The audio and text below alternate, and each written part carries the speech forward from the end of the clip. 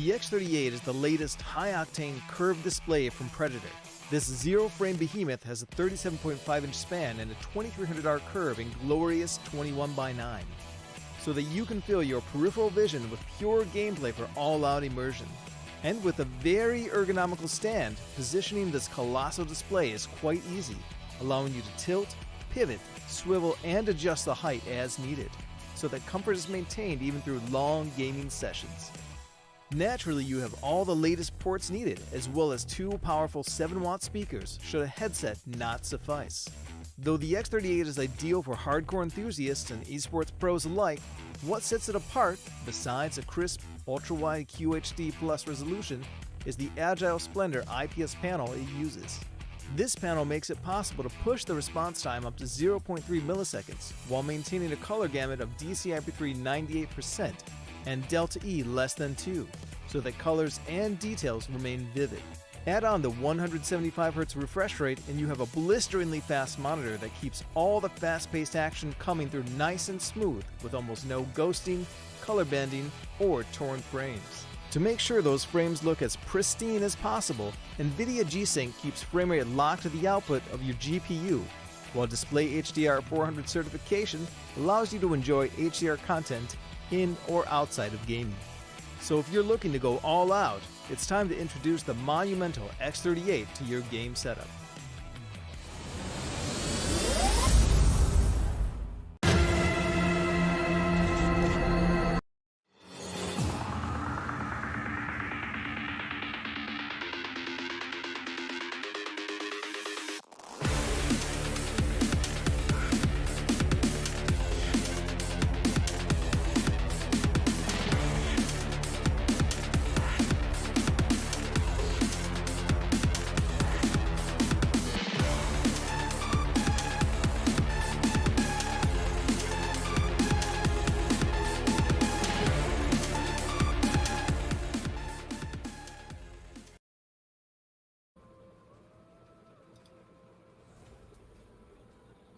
Welcome everybody to the Predator Esports Circuit. My name is Ramon, with me is Mochi. It's a make or break for who takes the cake in the final leg of the qualifiers. Mochi, it's been 7 days exactly since the last time I saw you. Kamusta ka naman? How's the new patch for you? Have you finally dealt with the ISO situation ngayon?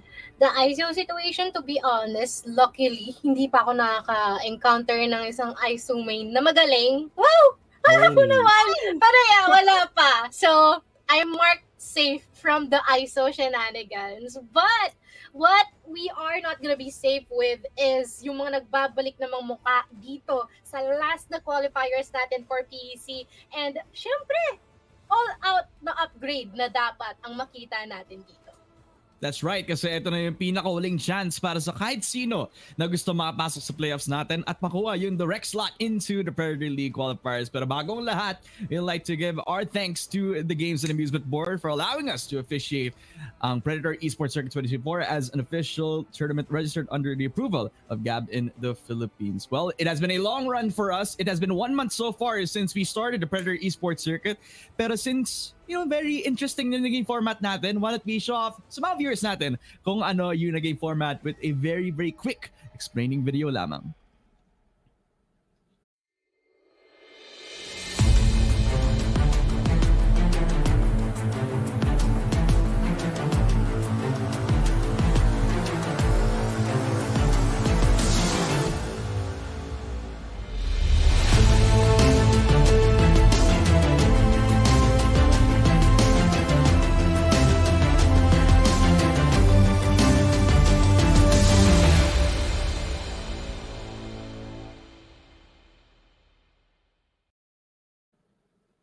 It has been 1 month full of action and all-out expense nga pala sa lahat ng mga sino ang gusto mapasok sa ating playoffs. Pero syempre mga kaibigan, paano ba sila nakapasok dito? Well, one part of it has been the Predator XP Hub Discord server. It is the official community hub of Predator Gaming Philippines, as you can engage in server activities, earn points, ascend the leaderboards, and seize the opportunity to claim exciting prizes.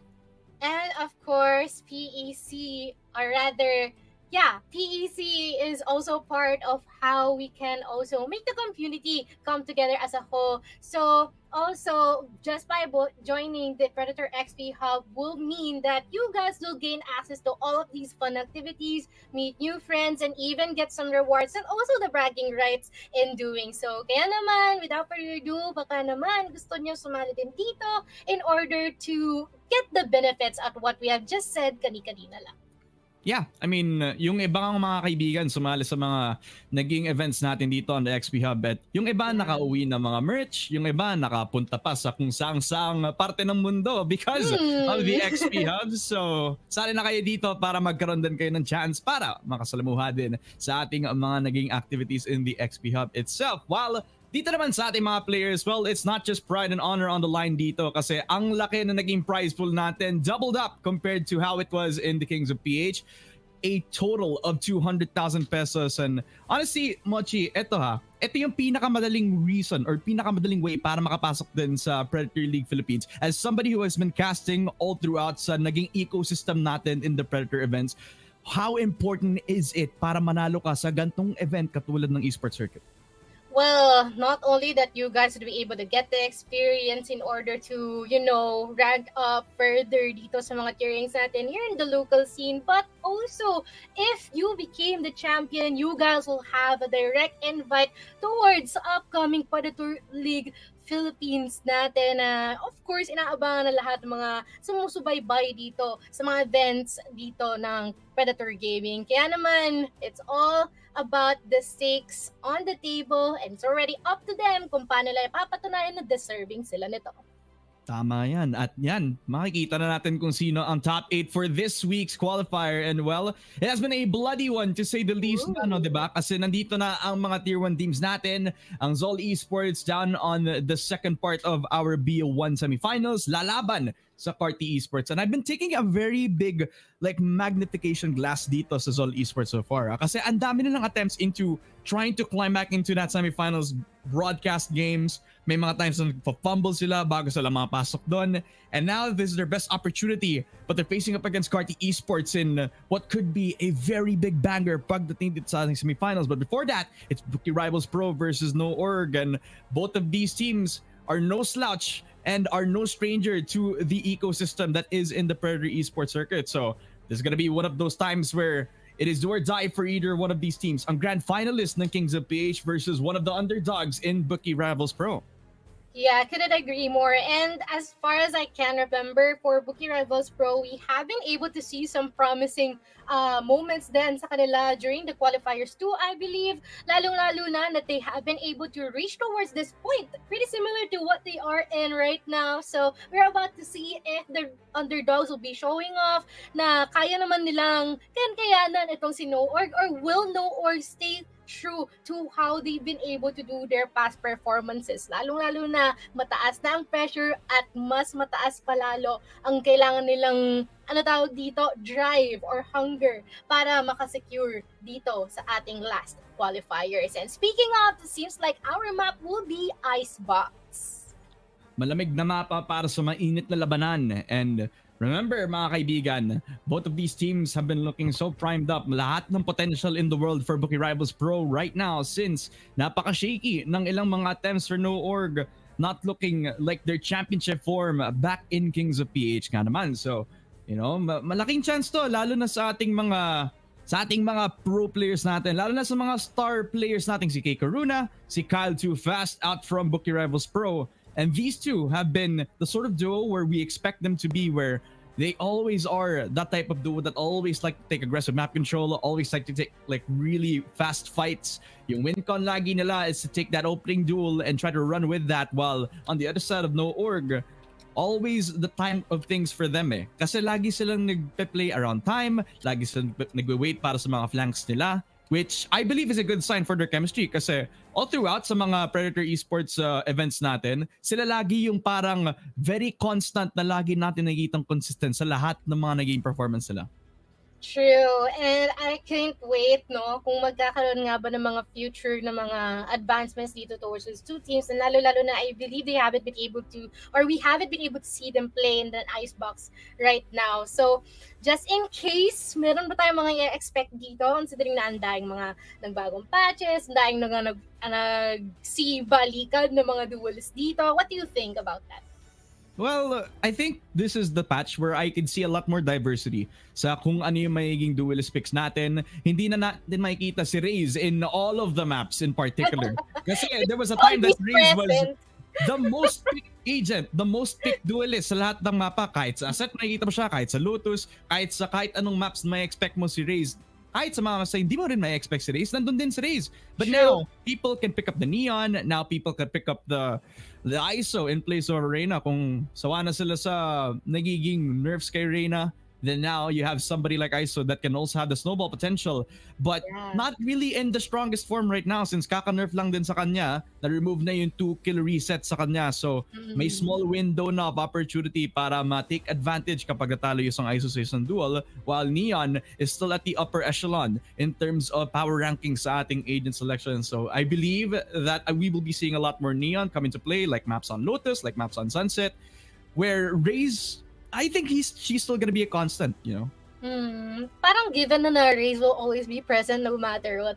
Ever since that the Jet has been like quote unquote balanced, everything has been able to like have Raze boost herself up in terms of pick rates. But wow, grabe. Just means that that's how much effort that Valorant is putting out there in order to switch up the metas here, in order to keep the gears amongst our players going, and hopefully we can see something new out of this, lalong-lalo na super daming bago na ginagawang ano ba dito? Pautot? Pautot ba yun?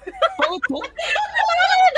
Parang ang daing stuff na ino-offer dito from time to time. And pretty nice if our players would be able to adapt on that.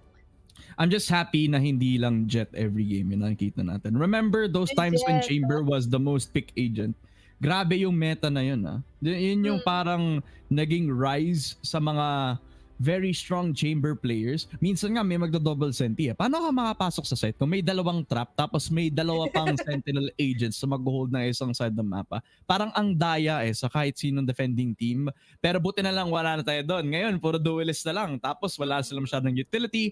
They only have a strong ISO. They only have a Neon that has twice the amount of dashes that you can give her. Tapos kapag nakapatay ka pa ng dalawa, edi may isa pang dash, diba? So parang gano'n na nga din. May diversity pero may konting power creep na nakikita natin sa iba't ibang mga mapa. So an interesting meta that we're in ngayon sa mga maps natin. I'm kind of expecting like teams like No Org to diversify a bit of what they want to put onto the table kasi parang nagsiswitch up sila from time to time at minsan nagpa-play sila outside of the book. As we're heading on into the agent selection, mga kaibigan, it is No Org with the single duelist composition, and Melo J, who usually picks up the Jet and the Raze for himself, will now finally pick up the Reyna. Now, think about this, mga kaibigan. It's not as reliable of an agent as a Dash would be, as a Jet, as a Raze would be. But if this guy feasts, then he's gonna feast hard thanks to the changes given to the dismiss that the Reyna offers to the table.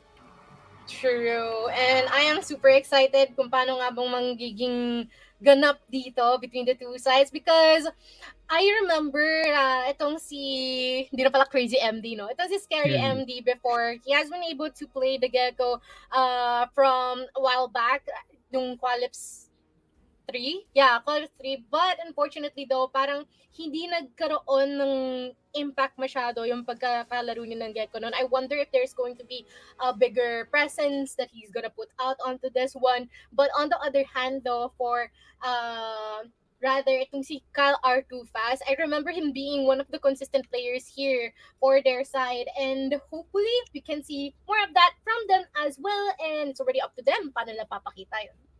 Well, mga kaibigan, we're down into the final leg, and it is do or die para sa pareho nating teams. It is No Org versus Bookie Rivals Pro. On an aggressive stance over to the B site para kay Jasso. He heals back in towards that site position. very aggressively, very far forward from si Karuna, is waiting for the flash out in. Yellow being checked, secured by the attack so far. Seems like they're trying to bait it out just in case na merong mga has na mag-peek dito. Pero kay Corona mukhang naispatan na. Mukhang meron nata din siya makakatapak dito. Naku, delikado na. Pero siya pa din ang makakakuha dito kay Jaso. Dumalawa pa. 3 people here on the side of North. But the Arya see that they are just falling apart one by one. Nahihirapan as Kael will be left as the last one. And we're about to see kung meron nga ba siyang maipantatapat dito, lalong-lalo na Busher. And not only him, but a couple of people is in front of him. Meron pa dito si Siwang. And just like that, it's going to be a really good round here for Bookie Rivals Pro. Interesting no? So si Karuna parang doing a lot more and then some with his entry prowess. Talagang hindi na sapat sa kanya yung nakuha niya yung default. He decides to push onto Snowman and he almost got punished if not for his awareness about yung tao dun sa mismo nasa loob ng snipe. Bababa pa lang all the way from that kitchen position, and thanks to his cloudburst as well, he was able to isolate tong si Jaso without ever thinking about the threat dun sa may Snowman position. So a good job of K. Karuna securing the space for the team. At buti na lang, hindi siya nag-iisa dun sa pag-hold over at the side itself. Talagang sumama pa yung ilang mga players on Bookie Rivals Pro to get that pistol round in check. And no org just giving up the space dun sa may B-side kasi gusto nila sama-sama silang makapag-retake since they don't have the guns into this coming round.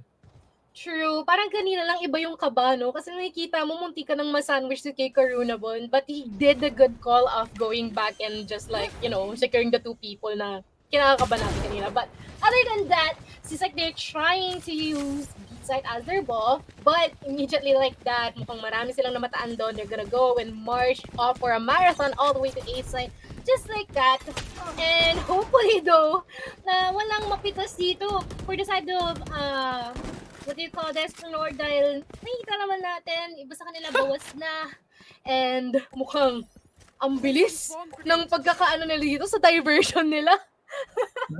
Literal na going from the left to the right and back onto the left itself. Talagang Bookie Rivals Pro, once they got the info, once they knew na may tendency na mag-rotate ang no org, that's when they decide to pull the trigger, go back to plan A, which is planting on the B site where Ray started their campaign. So again, ang no org na naman na magre-retake with all 5 players crunching onto that singular. Kyle R2 fast gets the headshot, possibly the second, and he does, just so. Not able to convert through with just that one classic. Tap only getting the 2K. With that sheriff in hand, 3v3. Well, all done but dusted after the third one from Mark Z. Oh, that's like the biggest and earliest debate that we have amongst our matches so far. But tamang tap lang din ng kanyang sheriff dito as he tries to fight them off. But unfortunately, it's not going to be the case as the second round goes to the side of Bookie Rivals Pro as it should, considering they have the advantage in terms of guns as well. So I think that's a given. Though, at least nagawa ni Tap yung kailangan niyang gawin, which is to damage their economy of some sort. And he definitely did just that. Yeah, and additional ult ors pa sa kanya. That's 2 or 3 in my opinion. Tapos meron pa siyang death ult orb pa. So, already has yung kanyang resurrection back up. So if ever Melo J wants to take the 4th position, then sama-sama na lang siya kasama kanyang Sage into the mid side. Pero ang Bookie Rivals Pro, they're back into trying to aggro rush one side of the map considering nakabay round na yung iba pa sa kanila. Kyle spotted, decided to give the site. Okay, Karuna has no hesitation at all until the Molly on his feet decides to actually put some damage through. Kyle finally put the exclamation mark on that. Early 1-0 para sa no org, and well, they're doing a good job of keeping the numbers bago sila makapagpasok into the retake. Yeah, pretty shaky in terms of positioning, but at least they have a plan coming by. Let's see kung meron nga ba mapitas dito as Cal R2 fast. Be able to get one and traded Robbie 2. Sayang, hindi umubra yung plan nila dito, but still a 4v2. And this is the buy round of no org, mind you. Kaya kailangan talaga nilang maipanalo ito because if not, it's going to be a bit of a hell. They have to come pass through, but Pusher, a 1v3, 33 HP left. May mapipitas pa, but it's not going to be enough for them to to take over the round. At least, No Org survived that one.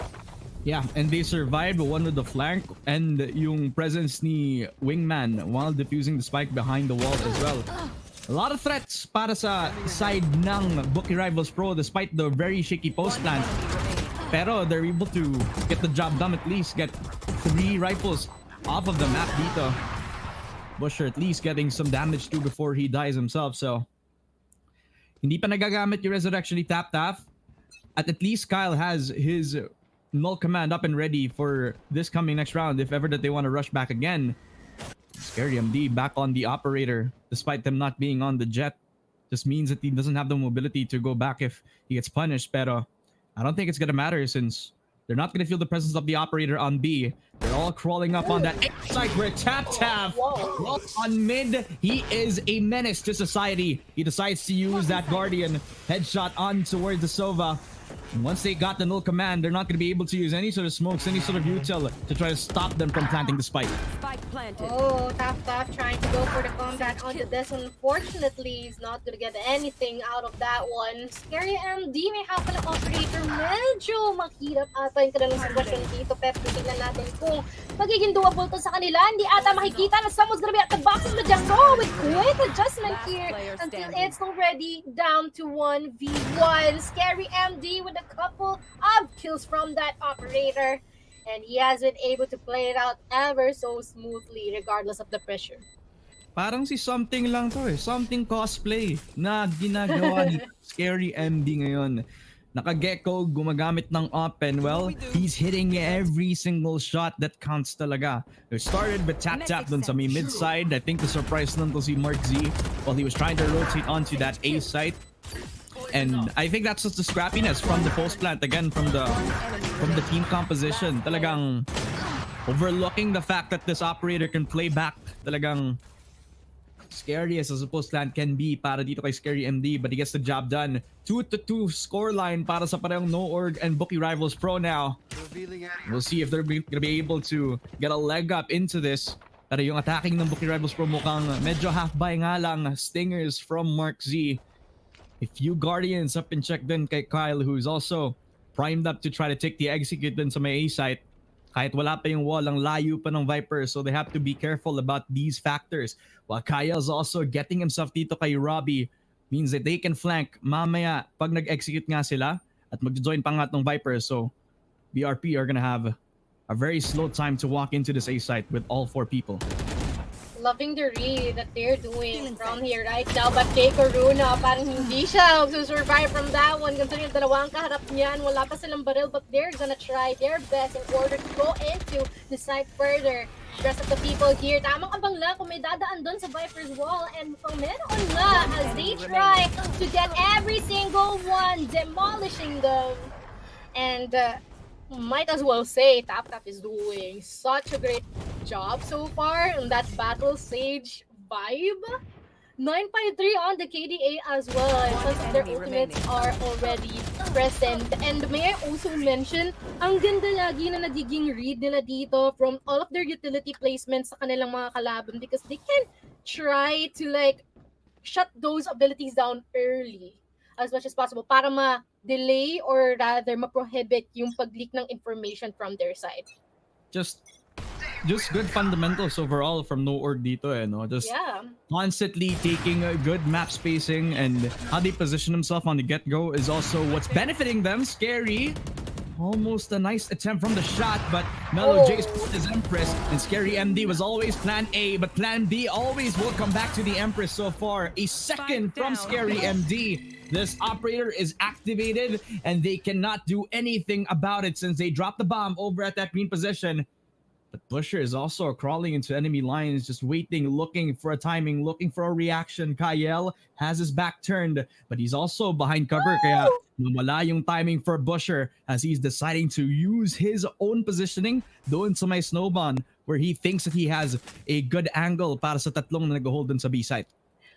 Love the prediction that kita na? they think that they're gonna be going here, but yep, Butcher's gonna be taking 2, and as well as Robbie, and all of a sudden, nabaliktad ang mundo And ito na lang, si Kyle na lang yung iwan dito. And he's gonna be chilling nearby the snowman, but not necessarily gonna be chilling at all because this is a 1v2 situation and the Viper's pit is present. Pero mukhang meron siya makikita dito and he's gonna get that kill onto his end with a gun onto Robbie! Oh, that is so good. That's so satisfying to watch. An absolute menace in the B side. Kyle clutched up the 1v2 in an awkward situation for his team because no org were fully focused dun sa may B green, ignoring kitchen, ignoring everything on that mid side because they were fully intact sa paghold on green where they never realized that Busher has already infiltrated their forces. Luckily enough, Kyle has positioned himself into a very nice spray down. 3 bullets were enough para makuha tong si Robbie as well. A great recovery for no org, which prompts a timeout for Bookie Rivals Pro. They need to talk about what just happened. Sabi niya, wait lang pre, parang hindi ata normal yun. They've been cooking something and it turned out better than a Michelin star resto dish, you know? And yeah, I mean, that's so good here on the side of No Oregon. You can see na, you know what? Sige, nagluto sila. Kailangan din natin magluto. Pre, kakalma muna siguro tayo. Kasi atin na sana yun eh, no? Tapos biglang nagkaganon. But other than that, I feel like I really want to applaud din yung game sense dun ni Kael. Like, you know what? Most likely naman they're gonna play him around the Viper's pit. So, you know, just stay out there as well. Yeah.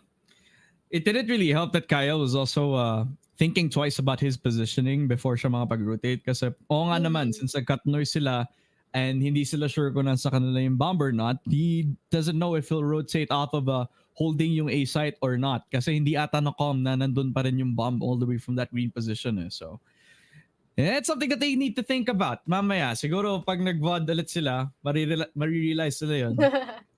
Pero buti na lang at na-recover na agad ni Kyle. So that would have been a scary thing in the long term for No Org. Kasi ang laki ng naging position at laki na naging sitwasyon na nakuha ni Busher off of that lurk all the way from that kitchen position. True. It's just small margins kasi pwede din sana makuha ni Kyle yung timing na yun eh. If only that he didn't need to plant his feet dun sa may A-site control. Pero man, so far I'm liking the push and pull onto this one, but so far it's heavily in favor for the side of No Org. Most importantly, that every single one of the persons dito sa team nila has been able to like do some power plays, no? Na we didn't necessarily expect kasi there are some moments na akala natin na okay, this is going to be a round for Bookie Rebels Pro, and then they proved that it is not, and then we can see that they even popped up, got 3K, you know? Like they keep on exceeding our thoughts or our expectations so far, if I may say, but it's pretty early to say. I mean, it's just the 7th round. Yeah. And well, you know, that's the thing about like the teams that we have dito para sa semifinals natin. Like they all have the potential talaga to go through very far forward. Yun nga lang, may mga sitwasyon lang katulad ng ganito where, you know, we're gonna be a little bit delayed muna sa kung ano yung mangyayari dito dahil sa mga unbeknownst factors. And now we got our update kasi mukhang may technical difficulties tayo for one of the teams now, and you know, we'll give you some further updates bago tayo makapagbalik into the game mga kaibigan. So sit tight lang kayo and just enjoy yung podcast natin na hindi namin nahanda pero handa kami lagi na pag-usapan ng kahit ano about the game. So yeah. About the game lang ba talaga? Baka meron kayong gustong topic dyan. Wow! Ito naman topic! You know? Ano ba yung pwede pag-usapan eh, no? Napag-usapan na natin yung patch kanina. Napag-usapan na din natin yung skin! Yung skin? Oo nga no, okay. So what do you think about the skin? Oh, cute! Super! Like, that's going to be my first bundle na bibilhin ko sa Valorant if ever. So I'm gonna get it. Kasi, I don't know, it's just super cute. Like, ultimo lang, pagka namatay ka, hindi sasama yung loob mo kasi maganda yung finisher. Tapos ang cute din ng sound, nakakagaan siya ng loob. So, ngayon ka lang makakita ng skin kung saan may katulong kang mag-reload. Imagine it. Real. And kapag nice. tumatalon sila, tumatalon din yung yung mismong nasa barrel mo. We're talking about the every Dream Wings bundle mga kaibigan, and kung meron kayong budget, well, bigay mo na sa akin, ako na yung bibili, diba? Siya na yung nag-claim. Pero ang nakakaaliw din kasi doon, I believe na pagkwentuhan na natin to kanina, pero share ko na rin sa inyo. Parang meron daw, gossip lang naman, it's not confirmed mamaya, maano ko dito, ayan na nilapag ko na yung disclaimer.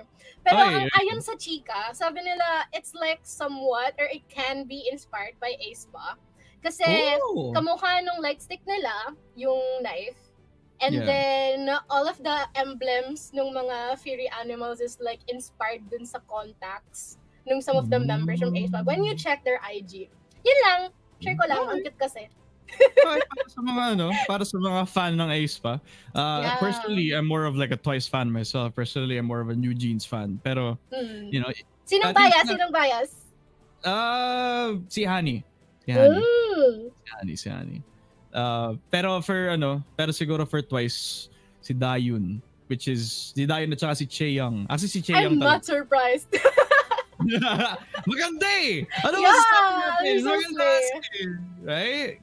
And yun, kita mo yung mga tattoos ni Chaeyoung, yun talaga yung mga what I live for above all. Pero, you know, guys, relax lang kayo kasi we're just heading on into the game very, very shortly. Ang No-Org at saka ang Bookie Rivals Pro, hindi siya hopefully makapasok sa default. Kasi ang laking opportunity nito para sa Padawan teams natin, and a good story for either one of these teams, specifically for No-Org, kasi remember they were also the grand finalists from the KOPHC, and that was like last month. The tournament was very, very close for them, and it would have been if not for a couple of rounds where it was a hero play coming out from Boogie himself from SR Nakake. Kaya you know, malay mo, makabalik sila dito sa PEC, makapanalo dun sa Grand Finals na yun, at makikita natin sila sa Predator League. Well, on the other hand, Bookie Rivals Pro hasn't been the team that has been the talk of any other mouth dito sa local scene natin. Talagang bago lang sila. Bagong salang.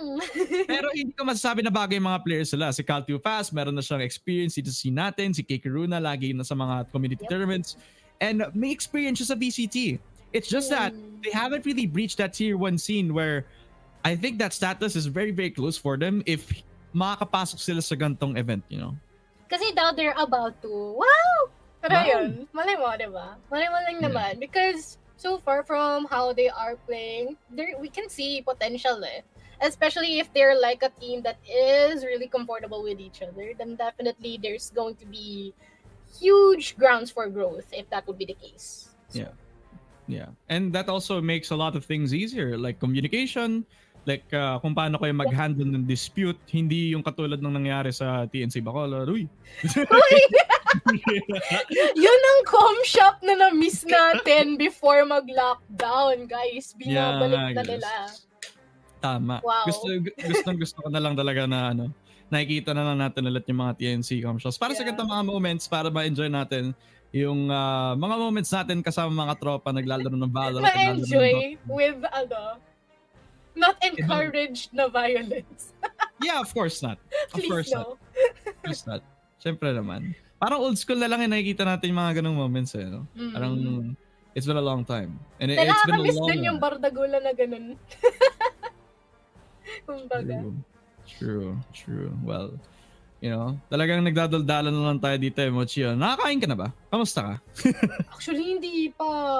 Pero hopefully yung mga viewers natin dyan kumakain na kayo. Eat well, guys. And hopefully masulit nyo ang linggo because bukas Lunes na naman. Okay? Ano tama ba? Heart ba to? Yeah, it's heart. And eat well, guys. Wow! Eat well, guys. I was scared na ba kasi burger yung lumabas sa akin. You know? Burger ganito. Ayun, ganito ba? Ito yung itsura ko pag nagdi-DC ako eh. Yan natin yung nangyari sa mga players natin ngayon. You know? Nakaganda lang tayo, no? Oo. Nakaganda. Kumusta na kaya sila? Sana okay lang sila. Yeah, I think it's also a good opportunity para ma-invite yung mga viewers natin na mapasok sa Predator XP Discord Hub. Dito, ang official community hub ng mga fans ng Predator at saka sa mga sumasali sa mga tournaments natin. You can just come on in. Bakit kayo papasok sa SB Hub? Well, meron tayong exclusive community. Meron tayong mga updates na pwede nating ilabas, yung mga announcements na kung gusto mo, updated kayo lagi sa susunod na Predator event makikita mo na agad sa Predator XP Hub at pwede ka rin makasali because of our exclusive rewards. Narinig ko may pumasok sa isa mga giveaways natin and nakapanalo sila ng all-expense paid trip papunta sa Korea sa Split 1. Oh, grabe yun. And balita ko magkakaroon din ng trip to US. So we're gonna go on and discuss more about that later on. Pero just in case, kung gusto nyo or tatat na kayo na malaman yon, then i-check nyo na yung Predator XP Hub. Anyways, we're gonna go back into our game at ganun kabilis ang entrada ng action na Scary gets that kill onto Robbie. Alam mong inihit na ang ating players kasi pagkatapos ng pause ay Gina makapatay, especially with the operator. Tap gets a second frag para sa team. Scary MD, beautiful shots from this weapon, always reliable in any sort of situation. And on the op, well, it is no different. A second frag from Jaso as well. 1v3 scenario for Busher, who is not in the best possible scenario. Stinger in hand, 1v3. And with Melo J just creeping up on him, alam niyang wala sa sight kaya hinahanap na lang ang nag-iisang Viper who's crossed into the crosshair of Jaso. 5-2 para sa No Org. That is so quick. I feel like they've been forced to act because of the first blood na ginawa din ni Scary MD at the mid area. And then, you know what? We have to trade our calm ride. Tuloy-tuloy na natin. Unfortunately, though, hindi ganun kaganda or hindi naging ganun ka-polish yung pagkapasok nila onto the A site. So, yeah, I feel like that's what just happened on that one. hindi ako tumatawa dahil sa sinabi mo. Natawa ako kasi kung ano yung posibleng mangyari ulit eh. True. It's so true. It's just funny, but because, you know, I think we've had longer tech pauses before. I'm not saying this is one of them, but I'm pretty sure that every single team is not a fan of the big old tech pause, you know? And I think ready na din naman pumasok yung mga teams natin. So 5-2 scoreline for No Org. And again, off what you mentioned, they're pressured to make something happen because of that first blood onto the mid side. So now they need to feel comfortable in their decision making. Viper Spit already invested some B, and that's just solo anchoring that part of the map. K Karuna has a decision to make. Either play off of that drone, push onto the Viper Spit, risk himself para mahanap yung Viper itself, or do you try to come off of this situation? Kyle looks like he's making the decision for him. Just saw 70 HP. Sobrang lapit na mamatay, pero he decides to keep anchoring in dahil habang tumatagal, that B green position is looking as comfortable for No Org. Yeah, and you can see some pushes coming in from Jaso, though. Like, as much as possible, gusto niyang makakuha! Gumugusto at nakuha niya ang ginusto niya. But, mukhang makakaisa pa. And that is actually a good play here from Jaso. And even just by using or revolving around the Viper Spit itself. Yeah, and they also invest that. Try to use that tackle J lockdown. Meron pa silang flank. Busher has done this before, and he's in a prime position to take the round all by himself. That is if he kills Scary MD. Operator denied.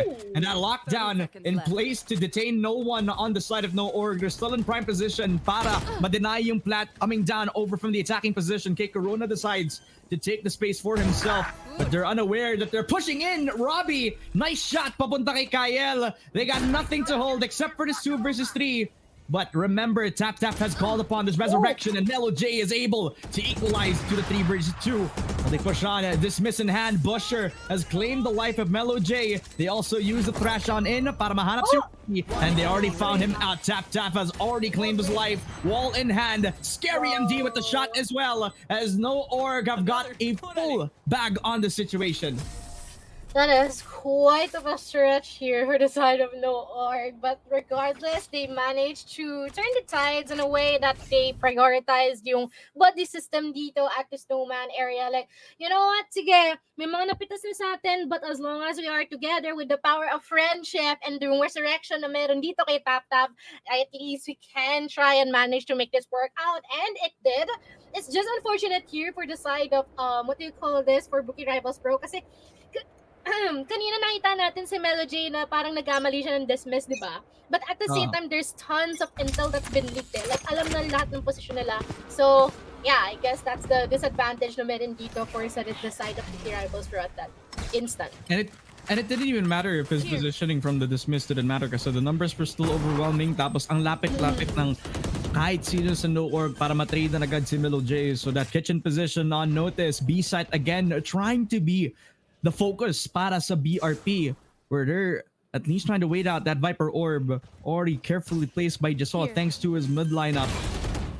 While they're thinking about the mollies, they're thinking about every single thing that they can para ma-deny yung pag-plant itong si Kyle. He's trying to tap on a way para ma-plant yung spike itself. Tap does get himself one papunta sa Viper. And that's a huge pick. They can already try to go for the flank. Dalawa pa nga sila. Melo J and Tap are trying to dismantle them from the back lines. Defender kills are locked on top of this. Mark C has the perfect ultimate for this. Hunter's Fury and check. Robbie, Tap, blow for blow. What a triple for Tap. Gets denied by Kyle. A 1v3. The leader of BRP has been dissected all the way from that green position habang nagdi-defuse na agad ng no org. Objective secured and fully denied ang post plant ng BRP.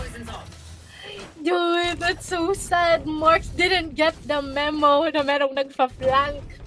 Like, namatay din kasama niya, but he's still, you know, making hugot dun sa Hunter's Fury. But it's okay. Right there. They tried to make it work out. But The funny thing about that was Kyle actually had his back while all of that was happening. And he fully trusted that Kyle was gonna be holding his back. Nagtiwala ka, kaya lang... Charot, kala ko lang nagdrama bigla, no? Pero... Ayun lang. Right there. Pero it's fine. It's fine. Okay, mayroon pa tayong 3 rounds na pwedeng makuha dito ng Bookie Rivals Pro. Just in case na gusto nilang bawiin this, what will be much more of a breeze. Pero Kyle is making it seem like it is impossible. But Busher onto the rescue. Susubukan niya na pumalag. And may ultimate na ulit tong si Tap, second in this half. Stinger in hand, the spray, and the shock dart on top of it. So they fully secured yung kill kay Melo J. And that's after the resurrection, so at least may konting value out of that ulti. But Bookie Rivals Pro still have the numbers disadvantage, leaving it all kay Robbie to make the move for himself. He took a step, and Kyle has heard this, so he knows that there's somebody inside sight, but little does he know, as he's this close to him ngayon. 3v4, plant coming down, BRP. They do have the sights insecure, but ang problema is Tap and Kyle. They're still alive and well for no org, and they could very well take the round over, especially since Robbie has a lot of fire under his feet. Oh, Tap though, despite of the odds in terms of positioning, and alam kung nasan siya, nakakuha pa rin siya dito until si Mark na lang may iwan as Justso deals with a couple last members from the side of Bookie Rivals Pro. And so far, I want ko kung gaano katagal na hawak ni Scary MD ang operator na yun, no? Kasi kanina pa yan eh. And every single one has been able to like keep each other informed of the whereabouts of the counter report, or even, malay mo, even with the utilities that are remaining sa kanila. And flawlessly, they've been able to outforce the retakes here time and time again. For the side of Bookie Rivals Pro though, I wonder if there is something na pwede pa nilang gawin onto this one. I mean, they tried to pull up some mid-control from time to time, but unfortunately, mas mabilis lang talaga, or mas maganda lang talaga yung read ng no-org dito, depending on which side they wanted to commit onto. Individual play again for Karuna, just updrafting, dashing in towards the top of that tube position. Ang problema nga lang, he's low, nothing to restore him back up to the 100 health.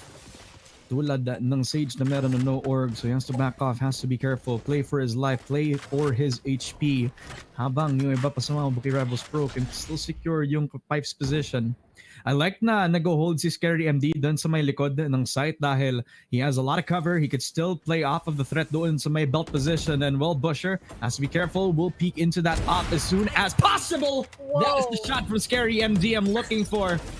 Definitely a great op that is impacting the entry from Bookie Rivals Pro. Just so able to dodge away from Kyle, and this threat over into the site itself. Second frag again from Tap, as no org are holding a fortress on A, and Bookie Rivals Pro cannot enter into the site itself. That is Tap is a movement god. Karuna could not convert onto him while he's jumping up and down. So a 92 scoreline for no org, definitely dominating on the second half or the first half.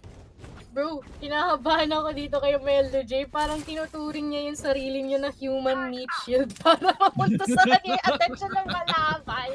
Pero I mean, it's good effort. I'm just scared for this dude. Pero Yeah, it is about No to be regard for his own One safety. enemy remaining. no regard for himself, Strike down. amo. Like, okay lang, kaya naman kayo ng mga kasama ko eh. Ganun katinding tiwala niya sa mga kasama niya. But, seems like VALORANT Pro will try and offer B side. And we have seen this before, but Robbie, in difference, is nasa A side. He has been able to get a first blood onto this one, but I wonder if he is aware na merong sumusunod sa kanya. And that is a risk that he has to take into account.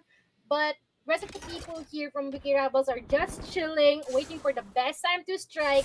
And little do we know, there's already a -1 on their end, so this is not looking good. But Karuna will be able to get someone onto this one, and they will still try to commit into the site.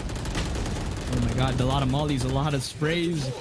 Already on the other side of that Viper's pit. Sobrang dangerous para sa position ni Kyle. Was already trying his best para makuha yung objective. Kyle and Melo J are trying to deny the plant, and they're successful in doing so. Mark Z using the Hunter's Fury to see if he can tag anybody. Something.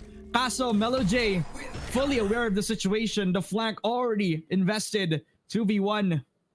And he already popped his 30 Empress seconds too, so Mark Z is in a lot of trouble. Smallest margin for error. Tries to peek on. Tries to see if he can get the angle. Spots agad tong si Melo J. Low on HP. Mark Z. Nothing to hold. Nothing to report. A frag out papunta kay Kyle. But Melo J is here to save the day. 10-2 para sa No-Org. A dominating first half so far from them. And if their attack can translate any better, then BRP will have no chance into the next coming round. Loving the investment of having some, or not only, you know, like a couple of people anchored into the situation. They always have this good read of assuming na anytime soon someone might actually lurk from mid. And not gonna lie, yun din yung ginagawa ni VALORANT Pro every single round that we have so far in order to try and make something out of the loss that they suffered upon in the early stages of a round. But unfortunately, it's not entirely working out for them. So, ngayon, they really have to think this through. Ano nga ba yung pwede pa nilang gawin dito? Most especially, the sides have been swapped and they are on defense right now. But ayun nga lang, parang wala pa atang nakakakita sa akin. But all the sound cues are already being revealed onto them. But Kael will also be eliminated. So patay na yung split up. Yung mid control na lang yung nagiging pressure point ng No-Org, and well, it's doing half of the work and it's doing wonderfully. 3 kills. In fact, papunta sa BRP. No control over green. The only thing that they can hope for is that Melo J can overstep. One However, enemy remaining. he is a huge mark, a huge presence, especially with Scary MD backing him up. Double kill from the Gecko. And well, No-Org have no problem whatsoever despite the split up getting overall half of the job done. Talagang nahuli pa nga nila tong si Kyle, who was trying to split up over at that mid side. Siya yung nag-iisang nagko-control ng B main. And when they had full control over that green position, walang tao doon sa may under tube. So True. nobody stopped the push out. Nobody stopped the under tube position, which again, No-Org have used as a strong point for them, kaya nakapag-push si Melo J. Yeah, and not only that, like, I feel like it's the least that you would expect heading into the first round of the half on attacking, diba? But it still somehow works so well on their end, especially na wala silang nakita doon. And kung meron man, it is going to be an immediate kill kung sakali, because, you know, full force, all of them are there. And yeah, second round is currently happening right now. And we are about to see if there is still going to be a good vouch for the side for VALORANT Pro to get some kills in order to damage their economy somehow. But right now, you would assume na on eco magsasama-sama sila dito, pero hindi yun yung case. So everyone is trying to put the spike down already, and some people here, specifically Karuna, is gonna get tremendous amount of damage from the Nanoswarm. Oh! No, not the Nanoswarm anymore. It's just Melo J and his Bulldog buy. It's crumbling into place for them. Talagang nahanap pa nga yun nasa backside dito. And Melo J, well, definitely hungry to get the frag. Talagang trying to tweak his way forward, dodging away from Mark Z until Tap takes the kill. Your tactics All failed. falling into place for No Org as match point comes into them in the easiest way Match possible. Win the pistol, get the bonus, and now they need to get the conversion para matapos yung matchup kay Bookie Rivals Pro. It's almost like it was destined for No Org para makuha yung finals matchup nila dito kasi walang kahirap-hirap for Tap. And Scary MD on the up from that first half definitely dealt a lot of damage than BRP would have liked. True. This is quite of a breeze here for the side of No Org. Most specifically, that Tap already got that 20 that he is trying to get ever since kanina pa.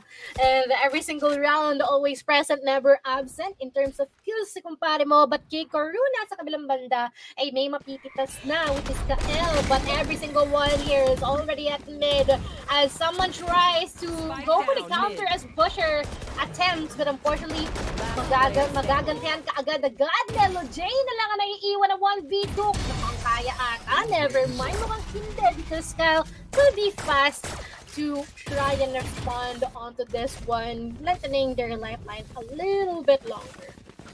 Yeah, extending a little bit dito sa laro natin, which an aggressive mid take.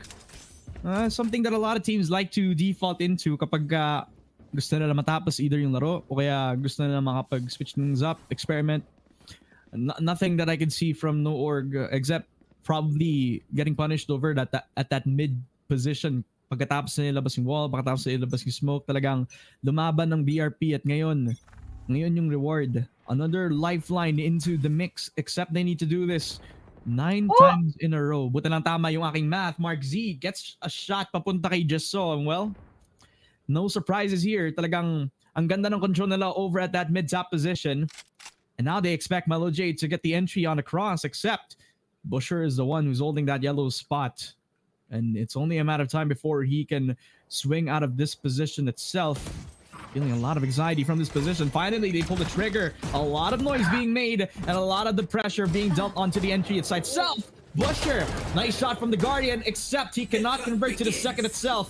No Org got full control over B, and Melo J is also in a very comfortable position, forwarded on top of that kitchen position. Oh, Kyle are too fast. He's not gonna get another inch into the side as we already see that Mars will be the last one remaining here on their side. Bookie Rivals Pro, will they try and opt for the rivalry? Nako, napakatagal ata. Kung sakali man na magdagdagan palalo. Pero yun na nga, mukhang meron siyang mapipitas dito on the 3K. He'll try to offer the defuse.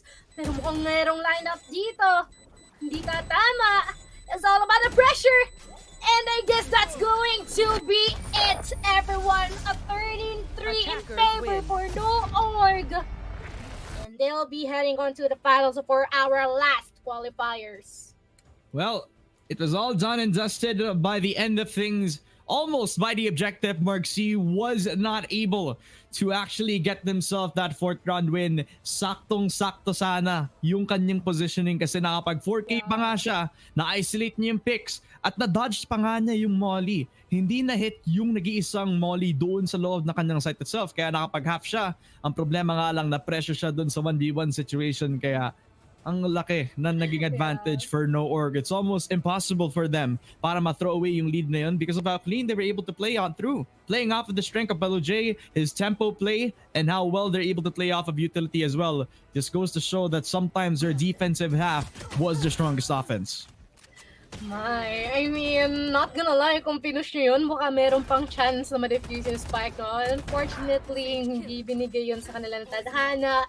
And we can see that No Org is definitely racked up tons more experience compared to Bookie Rivals Pro. But still, Bookie Rivals Pro showed up and tried an attempt to put them down.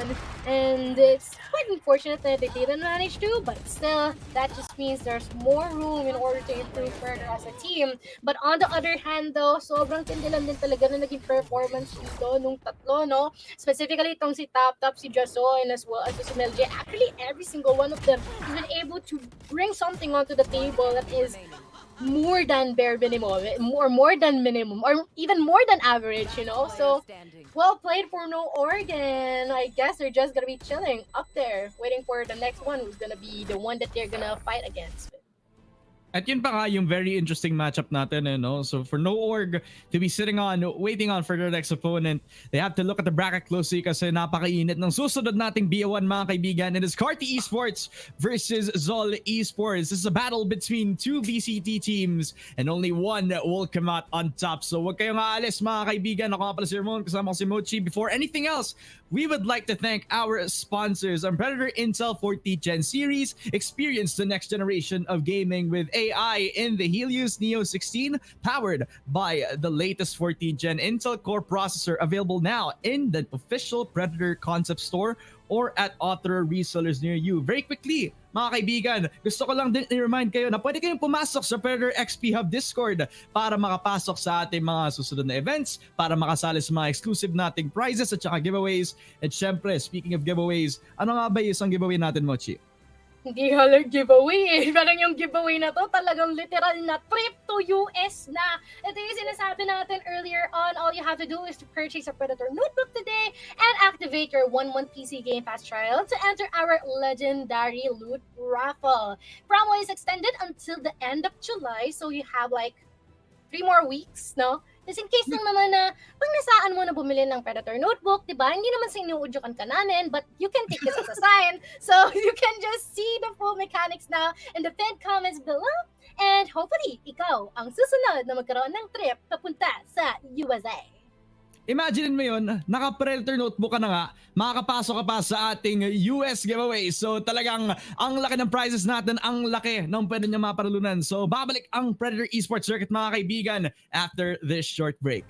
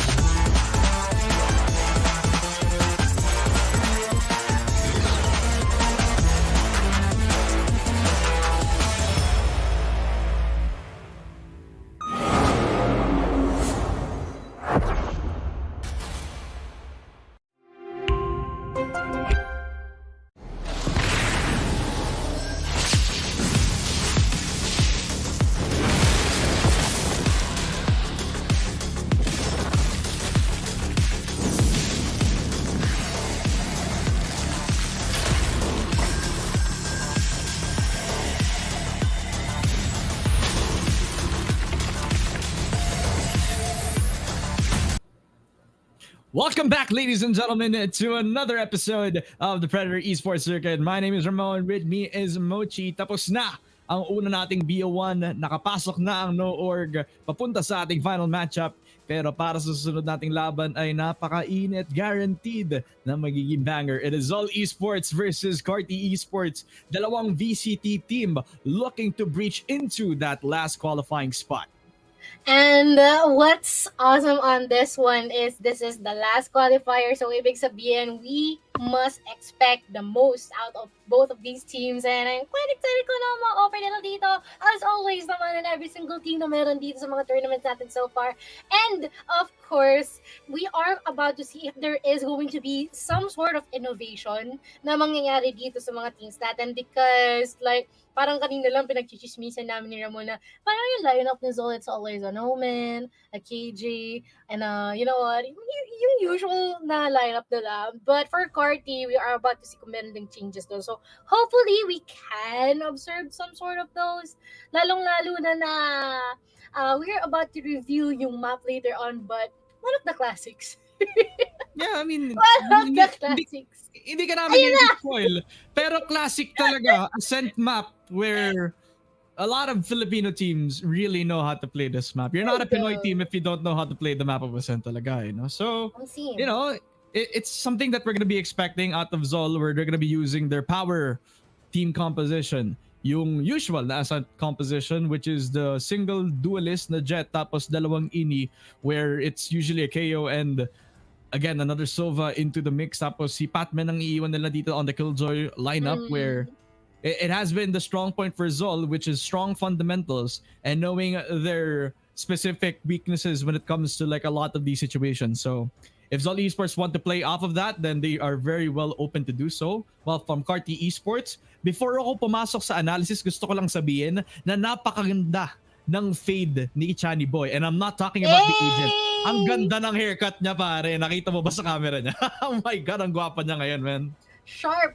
Looking sharp, and hopefully the aim will be sharp as well. Pero parang pansin ko, medyo may sama ng loob ka nung narinig mo na Ascent yung mapa. Uy, wala akong sinasabing ayaw ko yung mapang to, ah. Ang sinasabi ko lang is, lagi siyang nasa broadcast. At hindi ako sinasabing ayaw ko, ah. Ang sinasabi ko lang is, you know, It's hindi ko lang always sinasabing there. na gusto ko ng Haven. Pero parang yan na nga, you know, it's been a while since we've seen Haven on a broadcast.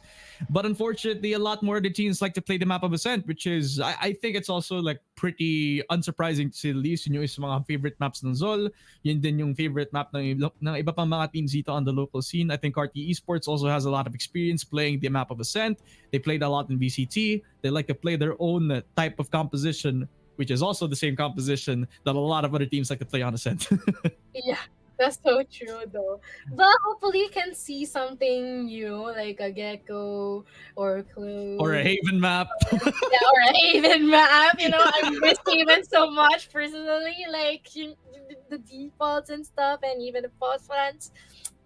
Favorite from Haven. But unfortunately, we're not gonna see that answer this one, and it is going to be Ascent instead. But other than that, it is always us looking forward to kung ano nga ba ang ma-offer ng mga teams natin, because in every single time na makikita natin sila na bumabalik in these qualifiers, parating merong bago. So, I feel like that's one of the magic or one of the things that we always look out for in these types of qualifiers.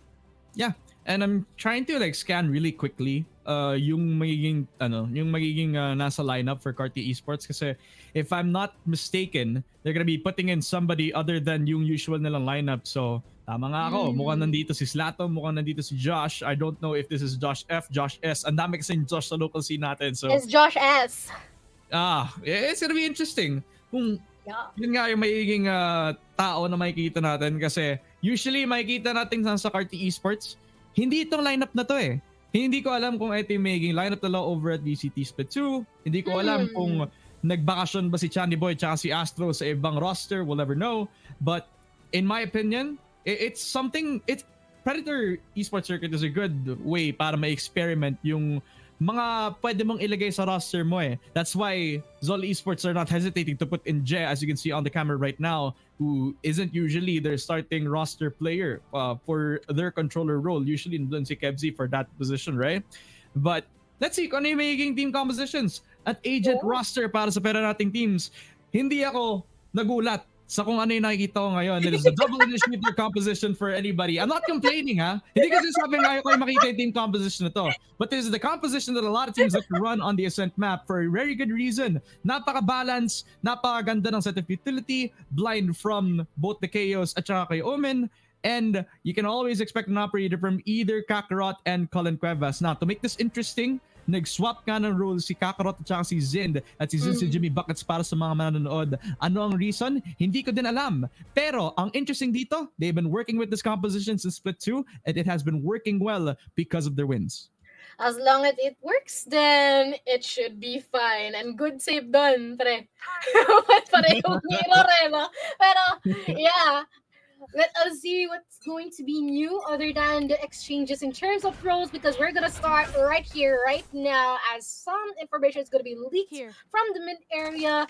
But I'm not quite sure if aware sila na meron tatlong taong naroon. Natayang shots on the fire after this one. Chani Boy lang naman ang kasagutan dito.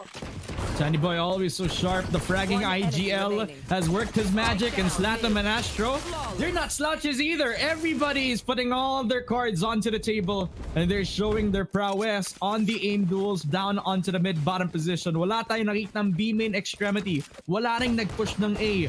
Mismong sa mid sila lahat nagtapatan na, at sa mid lang din namatay ang bawat miyembro ng Zol Esports, flawlessly taking it from Carti.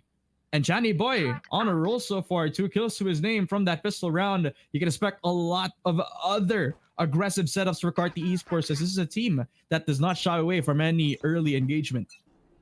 Di mo lang pinag-usapan na mag-all mid no? But anyways, papangunahan na kaagad. Nasa isang sulok lang itong si Je, pero yun nga lang, siya yung mawawala na lang. Isang iglap, as there will be no attempt of trades here para sa side ng Zol, unfortunately. Dahil maganda ata ang magiging panimula dito ng side mga kumpare natin from CE, because right now, sinusundan lang. And they're, obvious naman, they've been stopped in their tracks. Like, paano ba natin masusunod to? Paano natin masusolusyonan ito? Lalong na dalawa na yung napita sa atin agad. We need to destroy the economy somehow. But unfortunately, that is not the case as of the moment. Far out into the mid-side itong si Micro, just holding down with the spike. Buti na lang, malapit sa kanya itong si Kakarot. Well, Zin's already crossing on down, papunta doon sa may B main. He's now the sentinel for the squad. And he's also trying to wiggle his way around that side of position. Kakarot. So crosses over to that main position, and Slatam trying to go back, try to see if he can win out that fight against Kakarot, who pushes down. Market already controlled by them. And Zol Esports already have control over at that B-side position. Slatam also taking care of Tong Si Zin. He's stuck in frag from Micro as well. A 1v2 for the captain of Zol Esports. Kaso ang bilis nang nakapag-rotate si Astro kasama ng Spectre niya. Nandito na din agad tong si Colin Cuevas, who gives a 3k up pike para kay Astro. That is 3 ult orbs. That's also another point into the ult papunta kay kahit sino dito sa CE, but that's the thing about like winning that 1v2 clutch, right? You just give up this ult orb to whoever wants to get the ult up in check. Buta na lang, Colin Cuevas. Easy 2-0 agad for Carti Esports. And I kind of wonder if the logic here was to surprise anybody who's like catching on from that aiming position, because sometimes KOs like to play that forward space up on that aim main, try to use up that break to flash, try to see if they can get a tempo up. Ang problema nga lang, may instant disconnect ng si Jack kasama sa iba pang mga miyembro on Zol Esports. He already had a forward position and he was trapped, kaya mabilis lamang na na-sweep up yung aiming control na meron sana ang Zol Esports. Yeah, that's kind of unfortunate on their end. It's pretty good though, dahil somehow they've got some kills, got some threads onto that one. But other than that, Colin Cuevas may nakuha din dito sa ating B-main or sa estado nito, as Chani Boy will try and offer the trade. Unfortunately though, Jimmy Buckets will still go for the kill as well. Hindi niya hayaan na ma-equalize ito at gusto nila na sila lang ang lamang. But now, mukhang pupuntahan nila ang A-site natin as of the moment, but they are indeed trying to play this slow and as sure as ever. But in this current situation, though, it's still a disadvantage. So we are yet to witness if there will be some tables about to be turned onto this one, because we're seeing some pings all over the map already. And let's see if this is going to work. The idea of the ping was there kasi alam nila na baka pwede sila push over at that short position. The thing about this though is that if Zol try to push on that CT side, then there's a 50-50 chance of fighting that heaven wrap up. Ayan, babalik na lang sila sa safe position. Mid-side being called upon by 30 seconds Patman, left. who Josh S has surprised with the sheriff shot all the way from downtown. 4v2 spotted yung dalawa from Zol as they make their way forward into the loving arms of Paranoia by Astro. Another shot again from Colin Cuevas, and Slatham picks up the last frag papunta sa Zol. It is a 3-0 for Carti Esports. Nice start para sa kanilang 3 straight rounds, and I like the control that they have over at the extremities that they've been holding kasi they got early map control from that teammate push from Colin Cuevas. They start out on mid after para makakuha ng isa pang frag pupunta dito sa jet nila. One enemy Strong remaining. fundamentals so far, which has been working out for Carti Esports. Yeah, it's giving coordination for the side of Carti Esports. And may I just mention, napaka-girly pop ng life ni Je. Wala, like, wow, grabe, super siga na guy. Tapos may hawak na ganong guy. But anyway, singit ko lang. There's going to be an eco round here for the side of Zone Esports, but we are gonna see if there is a chance for them to get some frags or even pull off a 50 round on this one. Most especially Kakarot already has a really good space that he is able to secure onto this one. Kung hindi lang din siya madedetect ng alarm bot. And the rest of the squad will try to push forward dito sa B-side natin regardless. Yun nga lang din, ang daing nakatambay, ang daing nag-aabang, may namataan na rin si Slatom dito at mukhang meron din ditong mamamatay sa market pansamantala as they try to still push forward regardless of all the utilities na binabato sa kanila. May mapipitas dito, it is what it is nga naman talaga. Now that they're down to one more member remaining out to this one. Naku, malilikuran lang din ni Colin Cuevas, and this is already a clean slate of a 4-0 in terms of scoreline. Slatom with a nice position doon sa may stairs. And he was also in a weird spot where he couldn't peek off of that B main extremity. But because his position was open to the market position, mapapunish siya agad tong si Kakarot. He can fall back into the site once the defense decides to try to hamper down, double down on their defense. Laban doon sa lane pressure sana. But the good thing is that right after patay ni Josh S, it is what it is.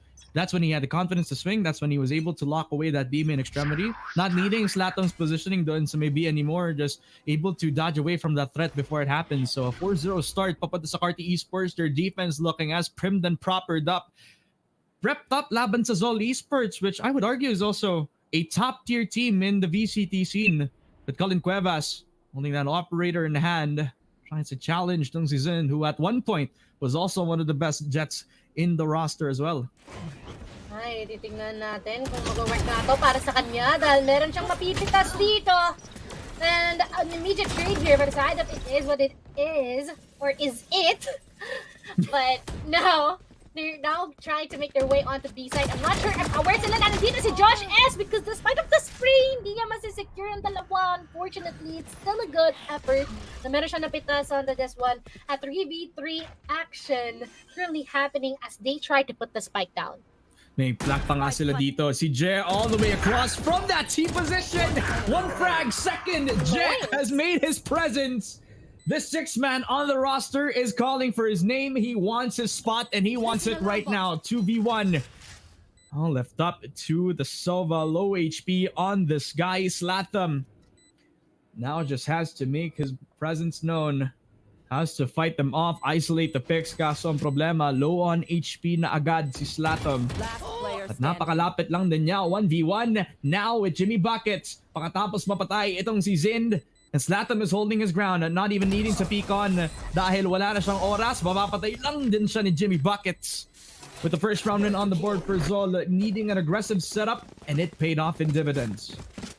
Couldn't agree more. And their economy is looking really, really good here for the side of Carti Esports. For the side of Zol, though, they have a long way to go. I mean, at least they managed to break their streak already. That is the good part. But some of them will be suffering with half shields, which is something that they have to take into account on this one. And also, they have a couple of ultimates, so they can use that up their fullest advantage. But Zend here at the mid area, Kala ko, papalag siya dun eh. But he might try to prop himself up in a really safe position before getting a really good frag onto mid. Yun nga lang, mukhang meron makikita sa kanila. And he's not gonna get that opportunity to do so. The double peek on Zol. Fully investing into that mid-bottom spot, getting 2 frags for himself. Cullen Cuevas finally hitting a shot onto Kakarot. He has been struggling, but so far he has been on a roll. 3 kills for Carti to exchange against Zol Esports. They even try to invest that ulti, try to see if they can flank around that A main side, and Cullen Cuevas shot down by It Is What It Is. Yun nga lang, with the reset on, they're not even aware where the Omen is going to be coming from. Chani Boy finally dealing some damage onto Zind. 1v2 for Jet. He invested that ulti just to pick up that that spike, excuse me. But he doesn't have any more util other than his paranoia. No smokes in hand. He has to fight off, isolate these picks, but Chani Boy, great positioning for him, knows where he's going to be coming from, possibly, but he hasn't checked the cross. Doesn't know that Jez already this close to him. Checks it, kills him off. 3K for Chani Boy. The fragging IGL is online on the server. Bro, narinig yung sound cue, the subtle sound cue, and putting out the smokes. And sakto-sakto lang din yung pag-dito to enhance the timeout. It is what it is, pero what is it nga ba? Yung pwede nilang maayos dito for the side of Zol Esports. Most especially that regardless of the plays that they're trying to do, they're playing this slow, they're playing this surely. Unfortunately, in terms of trades, hindi nila nakukuha. Hindi na nga eh. So they take this time para, makapag-real talkan. Kung masasabi ko ba ng ganun, no? Parang nakakausap ko yung ibang mga coaches and sinasabi nila the timeout is used in different ways. Either to mentally reset, either to talk about the next round, either to talk about what happened in one of the prior rounds. Kaya pick your poison na lang sa kahit sino nagpipick ng timeout dito. And for Zol, I think the best case for them right now is to think about what they need to do in the next coming buy round. I can see a world wherein they can try to play off of the extremity pushes. I think in a lot of these situations, Chatty Boy has been calling for a lot of util play, and it's always around a main. It's always around giving Cullen Cuevas an opportunity para mapag-open up ng space gamit ng operator niya. And for a lot of these situations, may mga times na pwedeng i-punish si Cullen Cuevas, and that's the small window that they have. If they can keep finding that window of opportunity to find the operator, then they already cut their defense in half. They are back out of that timeout. They're gonna use the ulti ni Kakarot, who already gets denied. Chani Boy will not miss these shots anytime soon. Talagang ang init ng tutok ni Chani Boy so far. At mukhang hindi siya tagal lang dito. Another shot again from Cullen Cuevas. Astro again to follow, but Zol Esports are fighting back onto the mid side. Kaso right clicks not enough for Je. 1v2 now. Leaving Jimmy Buckets on an island over at that A side. My, everything's coming down at the mid area, and now it all boils down to a 1v2. Jimmy Buckets trying his best in order to put the spike down. Unfortunately, they're not letting him do so, and it's gonna end just like that. Unfortunately, actually nagawa na nila yun kanina eh. Yung sinusubukan nila na i-cut off yung operator potential nitong ni Cullen Cuevas. But unfortunately, there is going to be some certain moments here na merong mapipita sa kanila. They'll lose their formation. They'll try to prioritize something else rather than the trade. So, yeah, just like that, the mid-control na ninanasa nila is hindi na pupunta sa kanila. Instead, they're being manipulated here for the side of the esports. But let us see if there's going to be something different on this one. Lalo na that right now, they have their eyes on A. Nice lineup, and now they know that Cullen Cuevas is holding up the same angles in some A main extremity. Paranoia also invested, so they're fully confident on taking A main.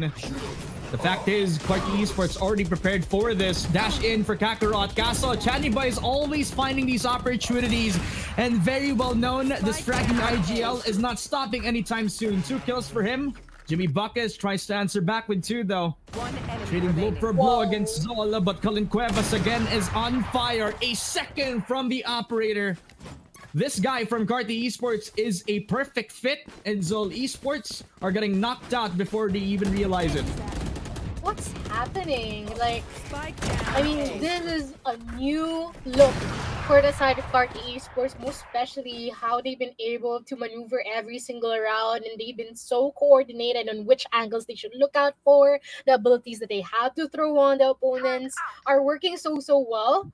And even the operator here, parang ito lang si Scary MD kanina. Hindi pa rin nawawala sa kanya until now, tong operator niya. But right now, we are gonna see if there is going to be some potential first bloods on this.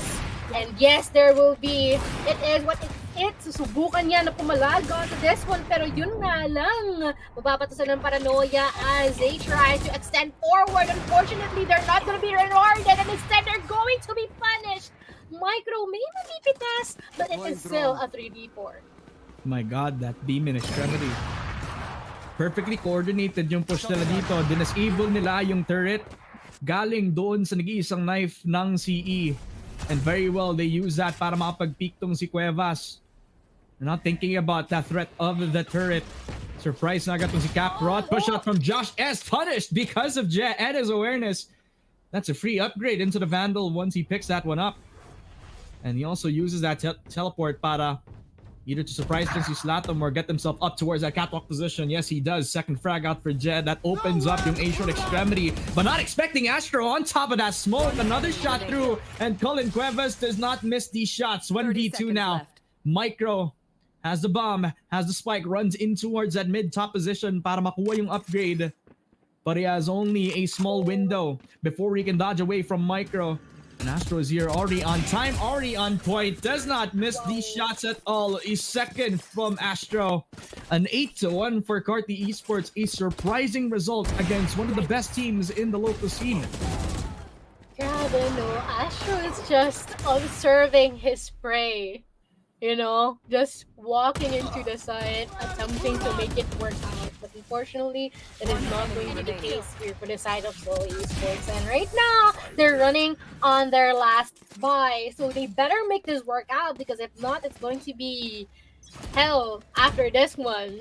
So they've got two ultimates on their end they can use, which is specifically the lockdown. But unfortunately, though, pwede itong makounter ka agad-agad. But it is a good kill from It Is What Is It, and they'll be using the lockdown accordingly as they try to wait it out and see the best time to strike forward.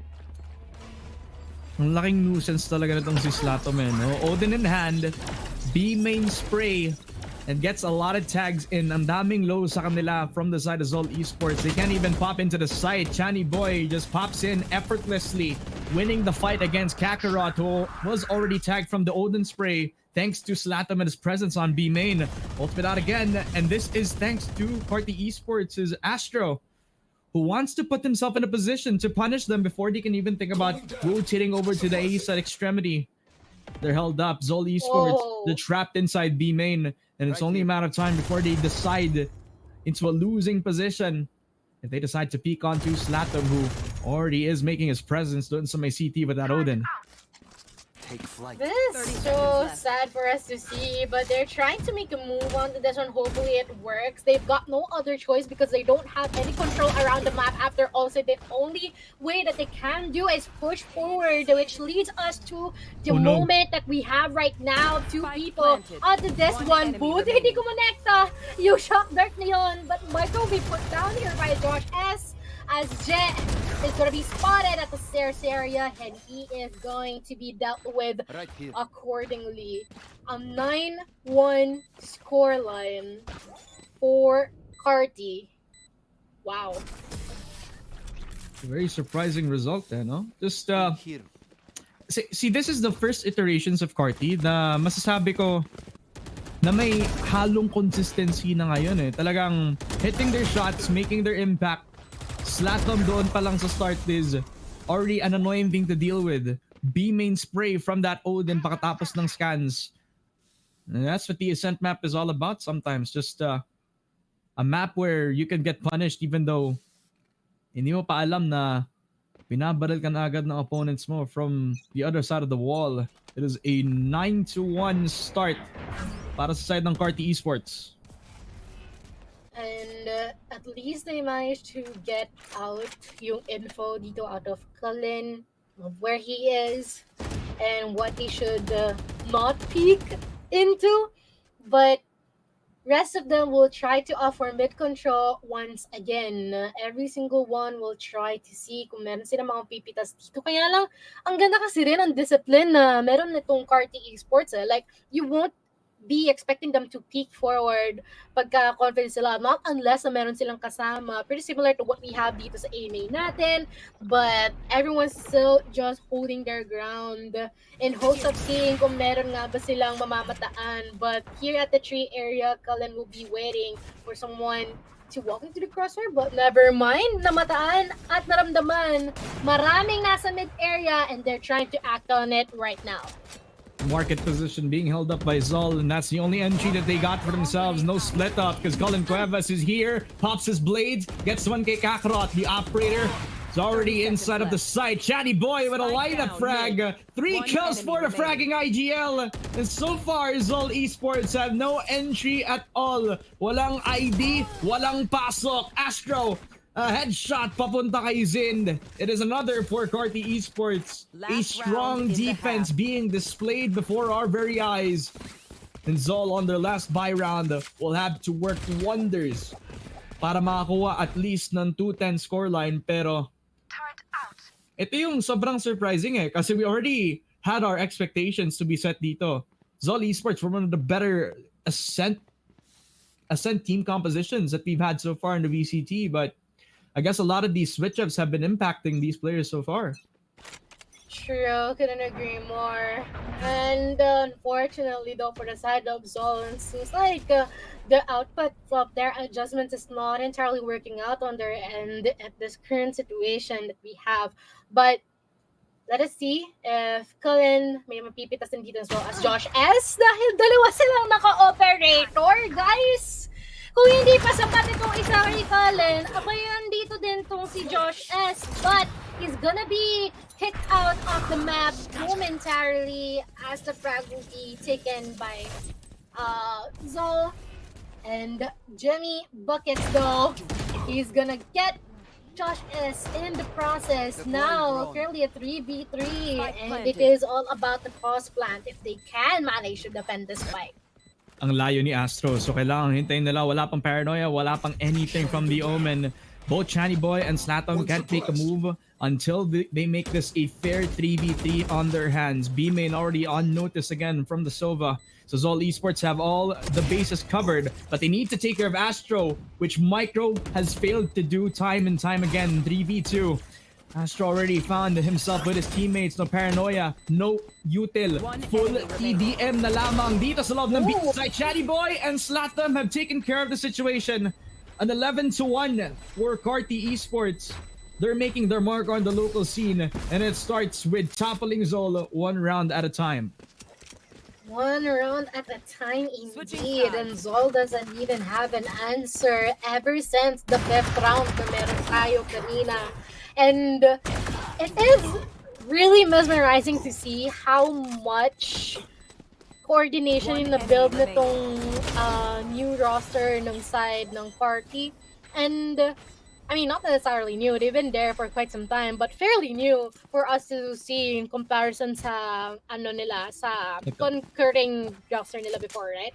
And it's so very good. Quickly, ang masasabi ko lang is that every time a new team comes out of Carti, it always comes out better and better. So, ang kailangan nating i-study is how well of a system in terms of development yung Carti Esports roster. Kasi every time that they field one, it's always either consistent or top 4.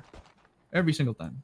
It is really nice because it just means that they know how they can like boost themselves up into a different level. If that makes sense, but 1v1 happens here now. 1v2 as Kakarot tries to offer a trade. Unfortunately, not gonna happen They'll try to disengage. Like, what's happening here? Sa A side natin, as Astro tries to go for the counter, regardless of having a 15 HP left. But unfortunately, though, the spike is not on their end, and they'll try to make it work out a 2v2 with him running low in terms of health. This is where the real game begins. Now they have to recover yung spike. Even though they had a successful A main take, wala sa kanila yung objective at all. Chani Boy hasn't been aware of his position. Nakita niya si Zin, and it has been a little too late before he can react 1v2. This could be the start of something beautiful for Zol. They're able to lock down this pistol round, find Astro. Since may 15 HP lang si Astro ngayon, kailangan hanapin niya yung dalawa na nasa loob lamang ng mid. Yung problema para sa Zol is it's only an arm's reach para kay Astro, and he's already got spotted. Turret na lang, ipapatay sa kanya. Apparently, Zol Esports has a 6th man dito sa Zol Esports, so thanks gotta kay Timmy the Turret to get themselves the second round win. Yugi loads 1v3. Tapos low pa siya. Wala talaga. Hirap yan. But they're just one more round away from the match point though. Like, we cannot discount that. Enemy remaining. Yeah.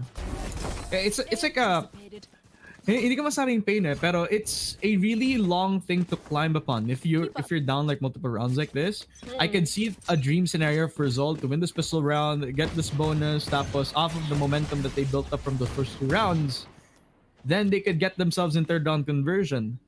Kaso by the end of things, will they actually recover their economy once they recover all of those lost rounds that they had? Yeah, we're about to find out as most of our members here for the side of Carti Esports is trying to push forward to B side natin, and everyone's just anchoring here for the side of Zol. Unfortunately, the dash is not gonna come out as they wanted to, and they will try to move their attention into something else. Yeah, these are like what Zol is doing all around the map though, right? Just find themselves a lurker, find themselves any nook and cranny dito. Jimmy Buckets finding Josh S, and once Josh S is found, then there's a big possibility that every single one from the roster of Carti Esports is still with him, right? Kasi pistol round lang to para sa kanila. So he's still taking this chance, staying on his own firm position, and to see if he can fish out the Killjoy lurking around the shadows, while Chani Boy is also calling everybody else from Carti Esports to take that beam in extremity. So be careful since may tri-stack na dito. Triangular crossfire in check for them. Pistol round in. And Chani Boy has already called upon his troops. Task pa dun sa B side. Kakarot only getting 1 in a second for Jimmy Buckets as well. Beautiful meat grinder setup for Zol as they get 4 in the round. 1 more laban kay Josh S, and a second frag for Zind will make this a flawless victory. Best case scenario, yung pareho nating rounds para sa Zol Esports so far. But can they do this round per round again? Kasi ang laki ng deficit nila so far at by round ang laban nila ngayon against Carti Esports. Yeah, this is going to be a big hurdle that they have to go pass through. Lalong-lalo na they have to work with the mixed buy na meron sila conquering the last round. But ngayon din, all the more, lalong-lalo na isa na lang match point na itong si Carti. And I doubt that they're gonna back out anytime soon as meron na agad na mapipitas dito, Kakarot from the mid-bottom. Or rather, the mid-copy is gonna be eliminated. And we are yet to see if there's going to be any sort of answers na mabibigay dito ang side ng Zol, lalong-lalo na hindi ata sila aware that every single one of them is already at the mid area. Now they know. Yep, now they know thanks to that turret setup galing dito kay Zin. So he's the only anchor on B. The only protection that he has on this back, itong si Micro. Spotted tatlo. Alam na lang dito sa market. So they have to push through this, and Micro already dealt some damage through. That's a spike whittled down all the way from that market position. Josh S taking care of that threat. Micro is not in this round anymore. So si Zin nandito pa rin sa backside, already makes his presence. 1 onto Chani Boy, and that smoke perfectly covering his position. Kailangang i-clear yung backside. Colin Cuevas is in a lot of trouble. Pulls out his classic and very well deals with the threat as Josh S gets a triple kill. He is back, mga kaibigan, on the helm of Carti Esports. Match point para sa kanila. And although this was a very good attempt from Micro looking through towards that objective, it was just not enough. You know, nung bundle, classic. right-click lang sa mukha, sapats na. Sabi dito ni Zen. But now at 12-3 happened. And yeah, the rest of the members here for the side of Zol will have to deal with the half buys that they currently have and the broken momentum that they try to get kanina lang. And it's still, mga hopes still there as they have their end driver buying.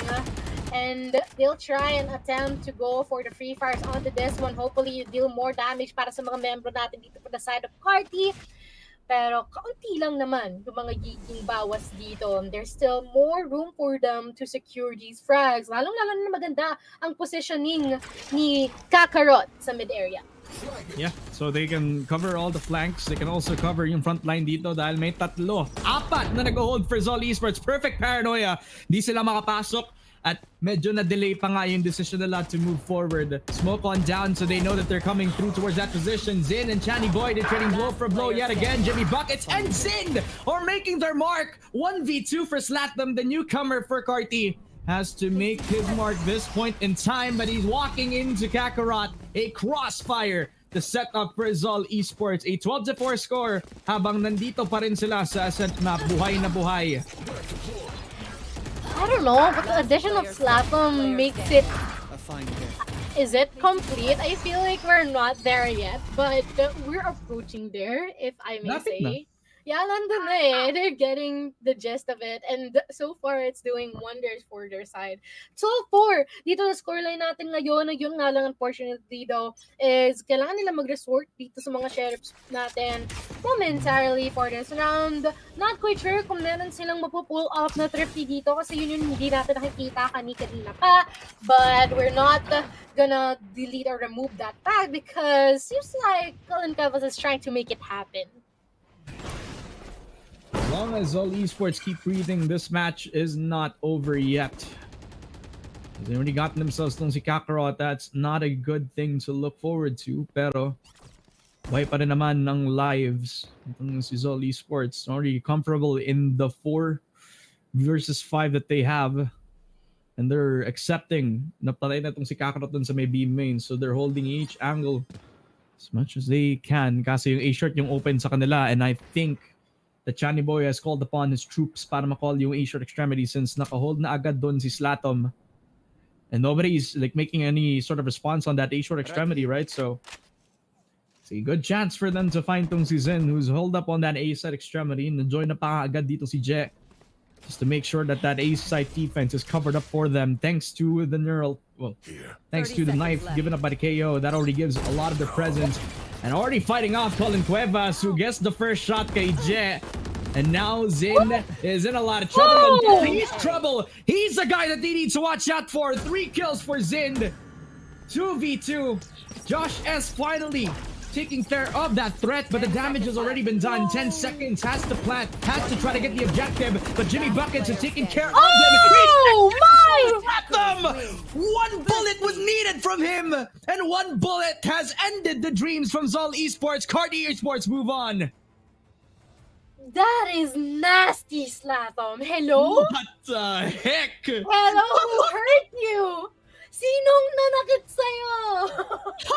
Oh my Sabihin ko God. sana, sige, banatan natin. Kaya lang parang kaya mo na mag-isa. That's so nice for us to see. Akala natin that is it. But he managed to pull it off at the last second possible. Congratulations dito kay Carti Esports. What a way to end that match. And I wonder kung ano yung nararamdaman ng kalaban nila ngayon seeing that, you know?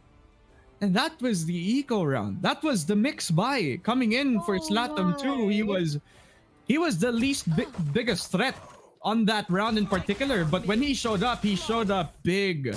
Nung kinailangan siya ng Carti Esports, started with a very strong pistol round that ultimately snowballed into strong defenses all across from Carti Esports. Talagang sa lahat ng butas na hinahanap ng Zol Esports, ay tinatakip na nila agad kapag nahanap nila yung problema. Carti Esports has had a huge resurgence now that they're coming into this with a new roster that Channy Boy and Astro look like they're comfortable sinking into.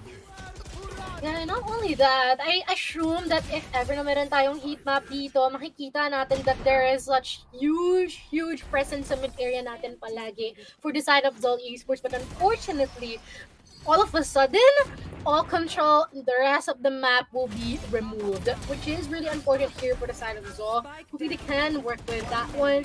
But for the side of Party, well played because they managed to make it work out, offer the anchors, all of the discipline, the plays that they're doing are just really pristine, and they prioritize the company of having each other here, and it always works out. So congratulations to Party, and I am excited.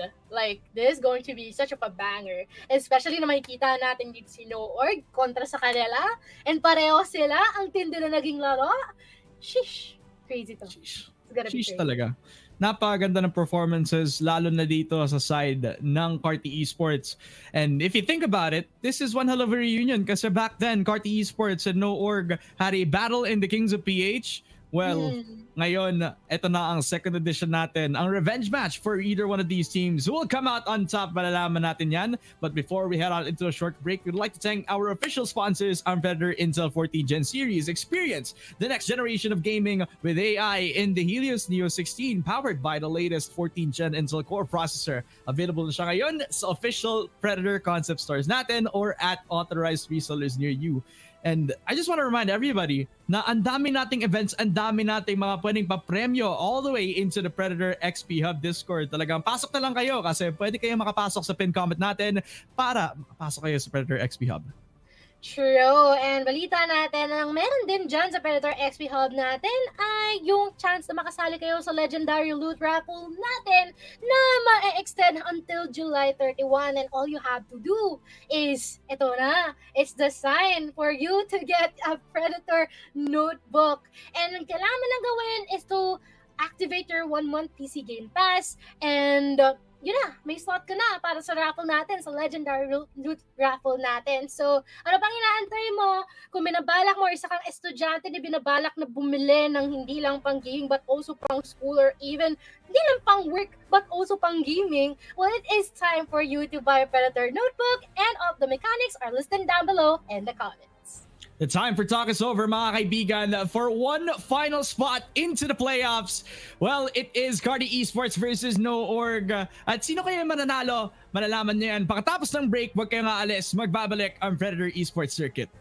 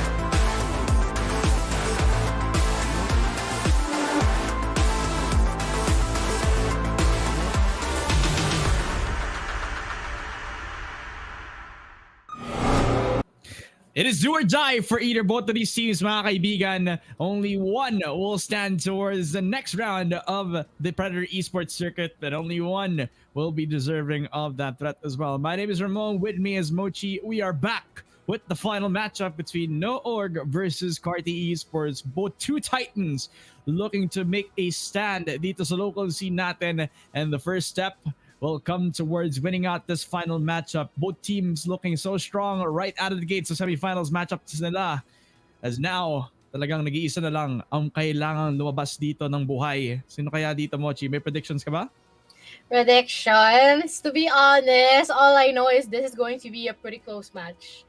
Kasi both of them has been able to exhibit dominating runs earlier on, and both of them have some really, really good plays.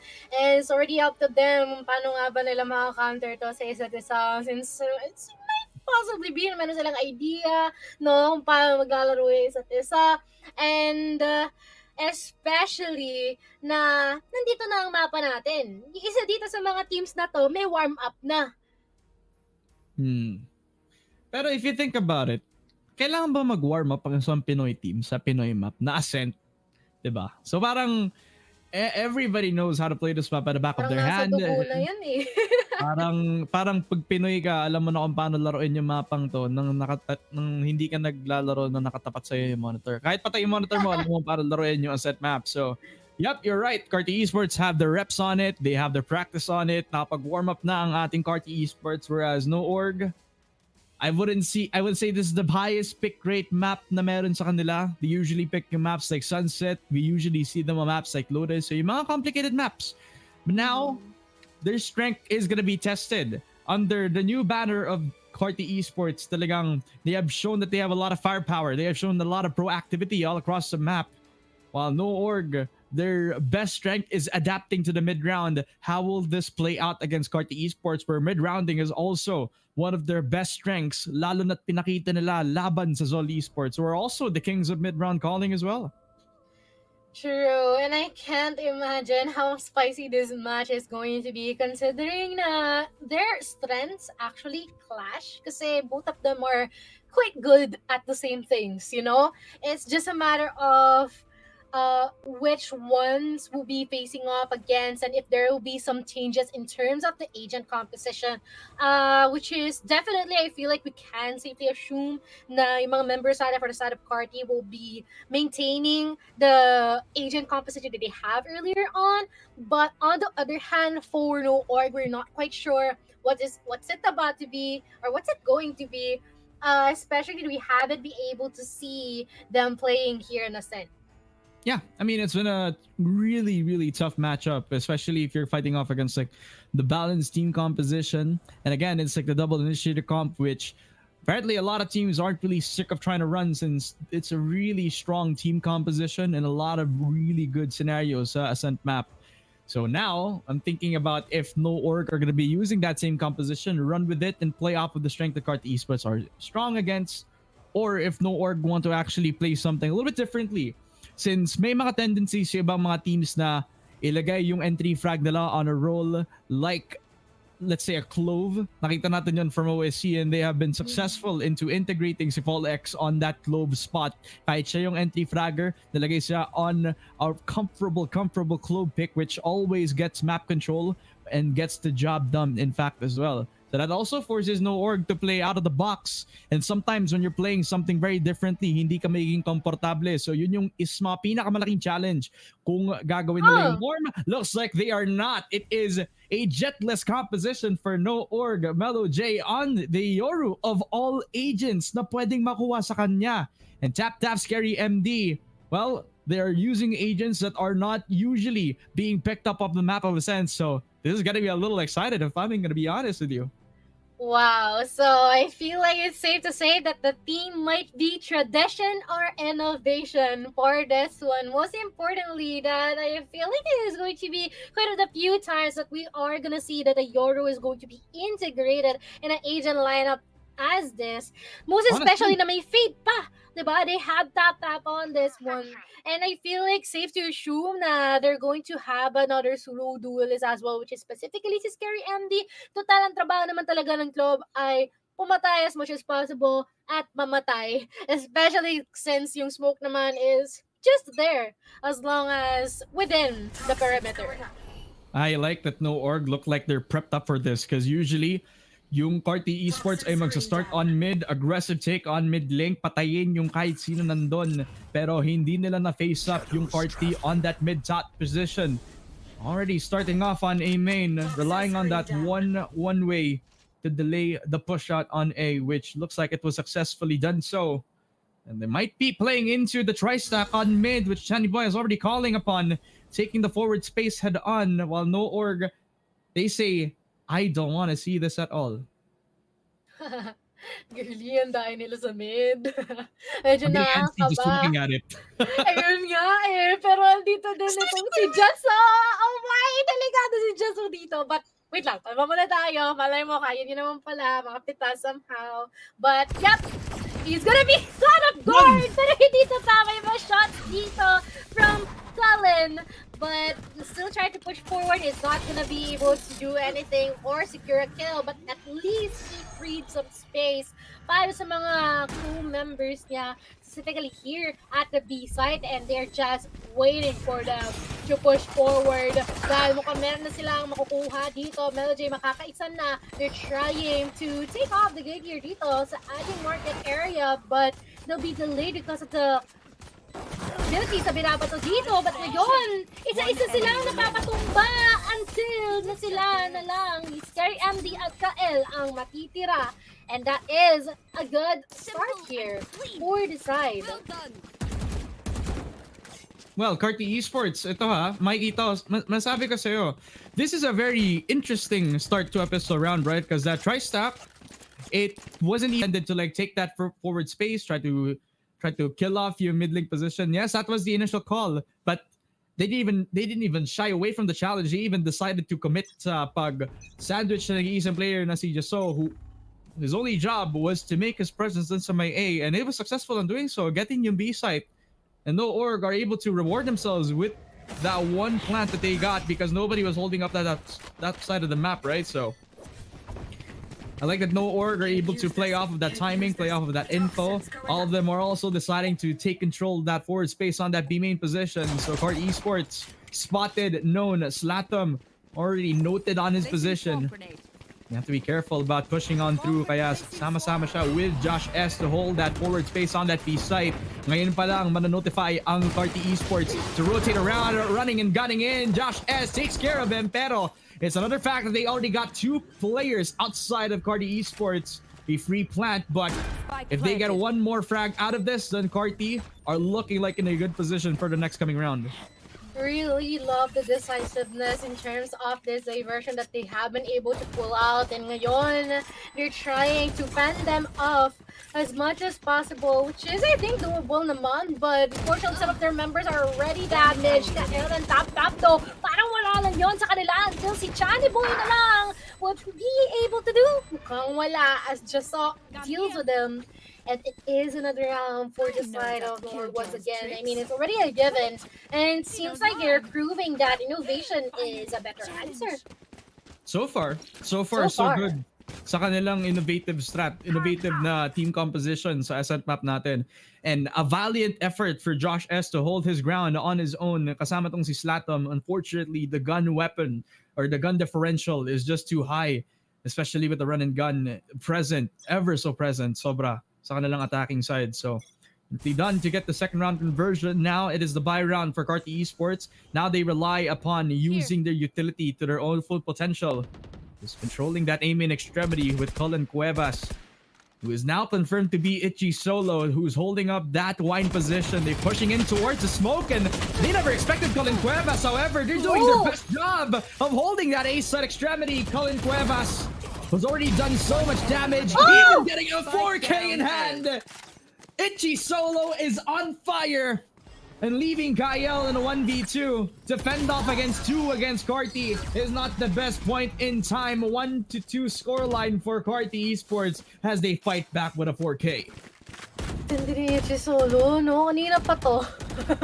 Yeah, Kahit na last match, kanina pa to. But proves them right into getting that revenge round. And not only that, they've been able to get tons of threads here para Stage Solo. Though unfortunately, some of them will be resorting to half shields. Pretty similar naman sa kung anong meron dito for the side of No Org. So it should be fine. But in terms of ultimates, malapit na magkaroon ng Blaze-Storm dito si Taf ang ating Fade, and as well as Osichi Solo, which is a Jet. So we are going to see if that would actually be possible onto this one, if they will be whipping out any of those at this correct round. It's pretty early, but better get the boost if possible. Yeah. And Carti Esports are also positioned up in the way that they're giving up the ult orb doon sa may B main. So better to put that up onto Tap as early as possible para mas madali yung execute. Ang problema nga lang, Chani Boy and No Org, they're able to bounce back time and time again, popping up at that A short extremity para makakuha ng frags dito. Josh S, the only anchor, supplying a lot of damage. Kaso, Melo J and Kyle are able to trade blow for blow into the 2 versus 2. Nakapasok pa nga itong si Astro, tries to deal as much pressure as possible. Paranoia is impeccable. Timing is everything. Leaving it all to Colin Cuevas, who gets the headshot papunta kay Kyle. Not able to reposition, not able to dismantle the economy of Carti Esports. Gets the job done. Second round for the defense. And so far, they've been able to perform so well. Grabe lang din talaga yung pag-spearhead dito ni Chisolo, no? I mean, parang this has been like an ongoing topic na rin from our previous qualifiers. Once that Ichi Solo is online, all of a sudden the others goes online as well. So just in case that they would be able to carry up this type of momentum as the match goes by, then definitely means good news para sa side ng mga miyembro natin dito from Carti. But once again, masyado pang maaga para sabihin yon. Blaze-Storm natin already activated on his end, and they will, or we are about to see kung meron nga ba silang pipitas. And yes, meron. Attempting the trades here dito sa ating link. Mukhang susubukan nila na gawin yon, but unfortunately, tamang ambaan lamang sila dito. Hindi pa tapos. Si Colin Cuevas, he's still popping in, jumping on. Nice timing! Kung kailan nilabas yung flash from Melo J, Colin Cuevas pops in. And possibly could get more since he's already in a position to get further inside of that mid-link position. They're still relying on that flank though. Look at where Jasor is coming from. All the way from that A-Heaven extremity. Kyle and Tap have ignored the fight. They have accepted their fate, and Jasor has already made his presence, so that A-main extremity is looking as impeccable as ever. But look at Astro and his positioning. Timing is everything for him. Does not let go of his position. Tap gets one, but Colin Cuevas is on fire. And Ichi Solo is looking for his 4th frag into the 3v1. But Jasor, remember, only had the sheriff in hand. Nothing to behold, nothing to report. Nobody to receive him in his loving arms except for Slatom, who will give it up to Colin Cuevas. A 4K for Ichi Solo. That's 4 ult orbs for the Jet. That means he's also closer and closer to his Bladestorm. That also means that when he uses his Bladestorm later on, he can save up for an operator to the next coming round. True, it's quite crazy kasi akala natin magiging calm na after that storm, pero simula pa lang pala yun ng bagyo, and eventually it ceases. A 3-2 here for the side of Carti. Nakita naman din natin, sobrang ganda palagi yung kanilang nagiging control dito sa mapa so far, and we are yet to see kung meron nga pang may sasagot dito. Mga members for the side of No Org, ultimate here, dimensional grip is gonna be pulled off here ng ating Yoru, Melo J. But all the information is already being scoured on this one, and they will be forced to back out considering na marami-rami ang nasa B-side. Yeah, apat doon sa loob ng B at this point in time. So it's the full rotate. And look at how fast Josh S and the KO also decides to rotate around. Astro is also in position to fight off for that A-short extremity. Paranoia could be out as well. Slatom and Chani Boy decides that their guns are enough and utility is not needed. They push in with 3 kills para sa Carti Esports, but Scary MD is fighting with a second frag, blinded off, running and gunning from si Astro. But remember, he's not dead yet. Scary MD decides to peek, but Kyle peeks on 1v1. And it's Slatom that gets the job done. A 3K from the newcomer on Carti. That ends it with a 42 scoreline. They're back in the game, ladies and gentlemen. Latom lang naman pala ang sagot doon sa round na yun. All of the heavy, intense pressure na nandoon sa mid-copy all boils down to the 3K that Slatom managed to get. And this time, it is going to be an eco for the side of No Org. And this is about to be spicy because just in case na meron silang mga mampitas dito, or just in case that this doesn't actually work for the side of No Org, this means trouble because it's just the momentum tremendously accumulating here for the side of Party. And yet again, they're using the same setup that they've been forcing onto them time and time again. The same setup that gave a 4K to Itchy solo, using the Viper Orb and Wall against them. As they were trying to give him that forward space, Colin Cuevas again on the back foot, second frag, and again for Astro. He is holding up the same momentum that No Org have been giving to them time and time again. 2v5. Melo J not spotted yet, he's low on HP. But Astro has an inkling, an idea, spotted the shoulder, and already will deal some damage kay Melo J. 1v5, Kyle, one shot to the dome, but because of the mobility, he's not able to get himself the third kill. It is another round for Carti Esports, converting against the eco round. Okay. And all of their ultimates are online, dude. No, imagine. That's so scary. Lahat ng ultimates natin dito para sa side ng party ay mayroon na. Present lahat. Kitang-kita naman dito, no, sa ating board. And it is going to be a party just in case that they will try and use this one, which would mean that will be an issue for the side of No Org. Kung paano nga ba nila i-manage ito? Ngayon nakakabalik ng kanilang vice. Ngayon na kailangan nilang makabawi considering it's already a 5-2. Well, we are about to see. Paranoia is also definitely on point for them, but they never needed a Channy Boy. He's already called upon that aim in aggression para masaktuhan tong si Jaso. Playing around with his util, playing around with the timing. Attackers are locked down, invested all the way, I believe, from that B main extremity just to play off of the split side. At na-spot na agad ni Astro yung punch, kaya nag-wallbang na lang siya. Definitely in the best position to try to split them off one by one, 3v5. And we are having some trades at the current time. Tap though, hindi na trade. He's demolishing them one by one. A 1v2 here, mukhang posible pa ata na ma-pull off niya ito. Pero wag natin batiin kasi i-caster curse. Delikado. Pero man, ito na nga. Put niya yung spike down. At mukhang nabati ko nga. Johnny Boy on the 3K. Unfortunately, it is already a 6-2 on their end. Minsan hindi ko na lang binabati. Minsan hindi ko na lang sinasabi. Pero minsan kasi may caster's curse pa rin minsan eh. You know? And sometimes kapag may gantong clutch situation, I kind of just let it play out. But kasi when we pointed out, there's a huge chance that it actually swings into the other pendulum. And it just happens. Like at this time. Where Tap had a beautiful opportunity to actually clutch that up 1v2 because he had his util still back on. He got the 3K, which actually supplied him a lot of ult orbs, a lot of energy.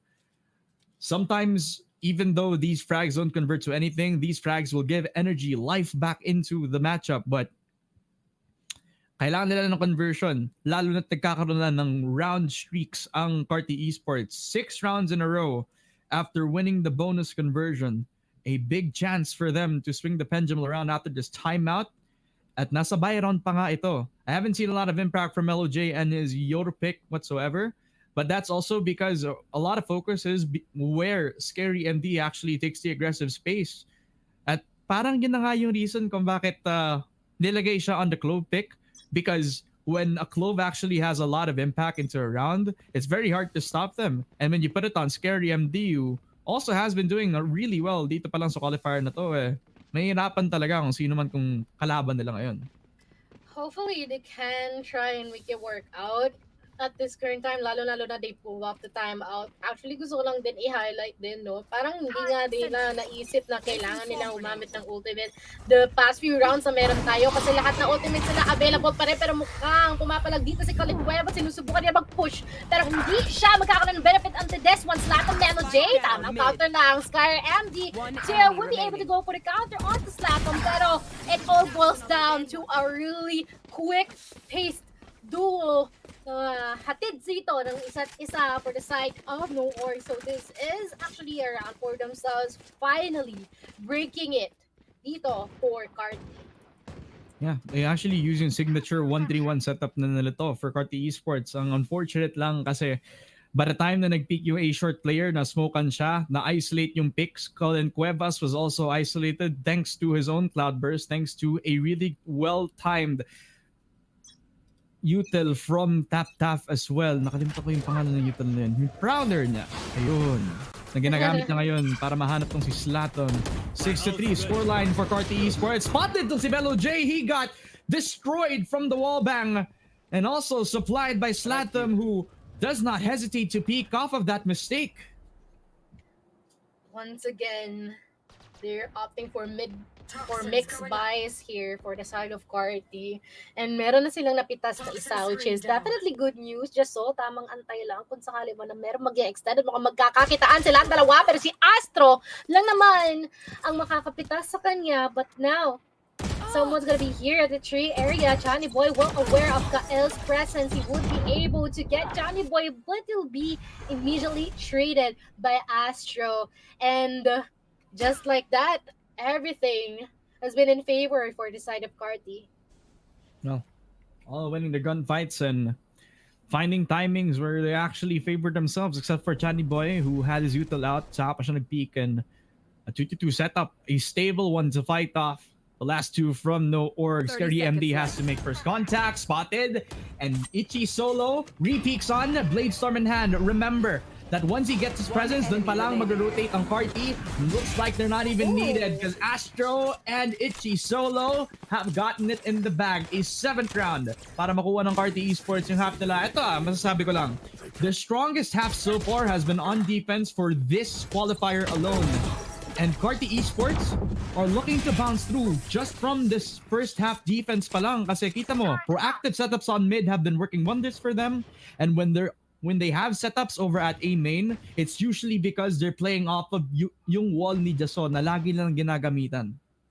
Totoo, and it's doing well on their end, like using the own weapon of your opponents up to your fullest advantage. But here though, mukhang mag-extend na nga sila. Tulad ng sinasabi mo, yun ata mangyayari. But unfortunately, hindi nga alam kung sinong uunahin doon. And they will be suffering on a deficit here in terms of manpower. 4v5 currently commencing right before our eyes. And we are yet to see kung magkakaroon nga ba ng any commitment here for the side of No Org. Lalong-lalo na kompleto sila. And yun nga lang, we're not quite sure if they are aware that everyone's already here at A side just waiting for them to push. Paano ka mag-e-entry kung yung nag-iisa mong entry duelist naka-shorty, diba? That's the biggest question. And that's Melo J's positioning over at that A-short extremity, just hoping that someone pushes into him. But that's only if there's mid-presence so far, and masyadong quiet, masyadong passive na yung nagiging playstyle ng No Org this time. Naka-eco lang sila, paranoia invested, blinded out as well, smokes out for the defense, and Astro is having a masterclass of a util extremity. Astro with a second frag as well. Hindi lang yung util yung masterclass dito, pati yung tutok ni Astro. Naka 3k pa nga, naka 4k si Astro. Sa pag-hold on that ace set extremity, they're not able to get any entry, they're not able to get any winning duel, thanks to the defense that they've had set up despite the numbers advantage. Dude, the certainty that they had anchoring the A side and going all in terms of their lineup is crazy. It's super uncanny, if I may say. Kasi, I mean, they can definitely assume that they will be rotating onto B side, but they didn't do that. Like, the rest of them you know what guys, sige stay lang tayo sa A side, magpupush din yung mga yan. Ganun sila kasigurado or ganun nila kabasado ito mga members natin para side of nowhere. But once again, mid area, they're trying to secure that. But by this side, seems like Chisol will be able to get a kill. May man madamage pa, hindi nila chinek yung corner na yon. Slato will be able to get a couple. And Chani Boy as well, lockdown already being pulled out of this one. Further efforts into preventing them from getting one more step closer to the spike, and eventually they're one step closer towards victory here for the side of Carti. And this is now the second half. All but locked in. And Ichi Solo is looking as comfortable as ever on this role, because every time that he gets forward space with that operator, it will always retain some value. So far, Carti Esports on the defense has been looking so stellar. That mid-bottom control has been one of their strongest key points sa lahat ng naging execute nila on the defense so far. But now they swap sides. Now Carti Esports on the high road, 9-3 against No Org, given an opportunity to one of the more creative teams that we've seen so far in the local scene of No Org. Now at the helm of trying to make this 9-3 curse a blessing in disguise for them. Yung problema nga lang is this is a 9-3. And the problem with this is that Carti Esports have the smallest steps required para makuha nila yung match point. Konting-konti na lang eh. Pero sometimes yung mentality ng konting-konti na lang, yun din yung naglilimit sa mga kahit sino nasa 9-3 eh. Diba? Totoo. I mean, not quite sure if the curse will be active. Batiin ko ba? Charot. No, Joke lang. You already did this in this match alone, man. We'll make it 2 times in a row. Enough na. But I mean, we're not quite sure tayo. if this is going to be activated though. Minsan kasi that sudden shift in sides can impact a lot din eh, as a team. So, let us see if this is going to be present in this current time. Not that I wanted to, and nor did I want na magbatiin yun. You know, I want to keep myself away from trouble. So, yeah, hopefully our members here for the side of No Org can try to bounce back. Most importantly, if in terms of their lineup right now, most favorable in terms of defense. Where are you? Well, marami silang pang one-way, marami silang pang util dump. And if they actually play into that, then this could very well be a good setup for No Org. Ang problema nga lang, they're playing into the playground of the KO, already using all of his util to force them to stay their perimeters on A. Matagal pa sila mag-rotate, matagal pa silang lalaban on B.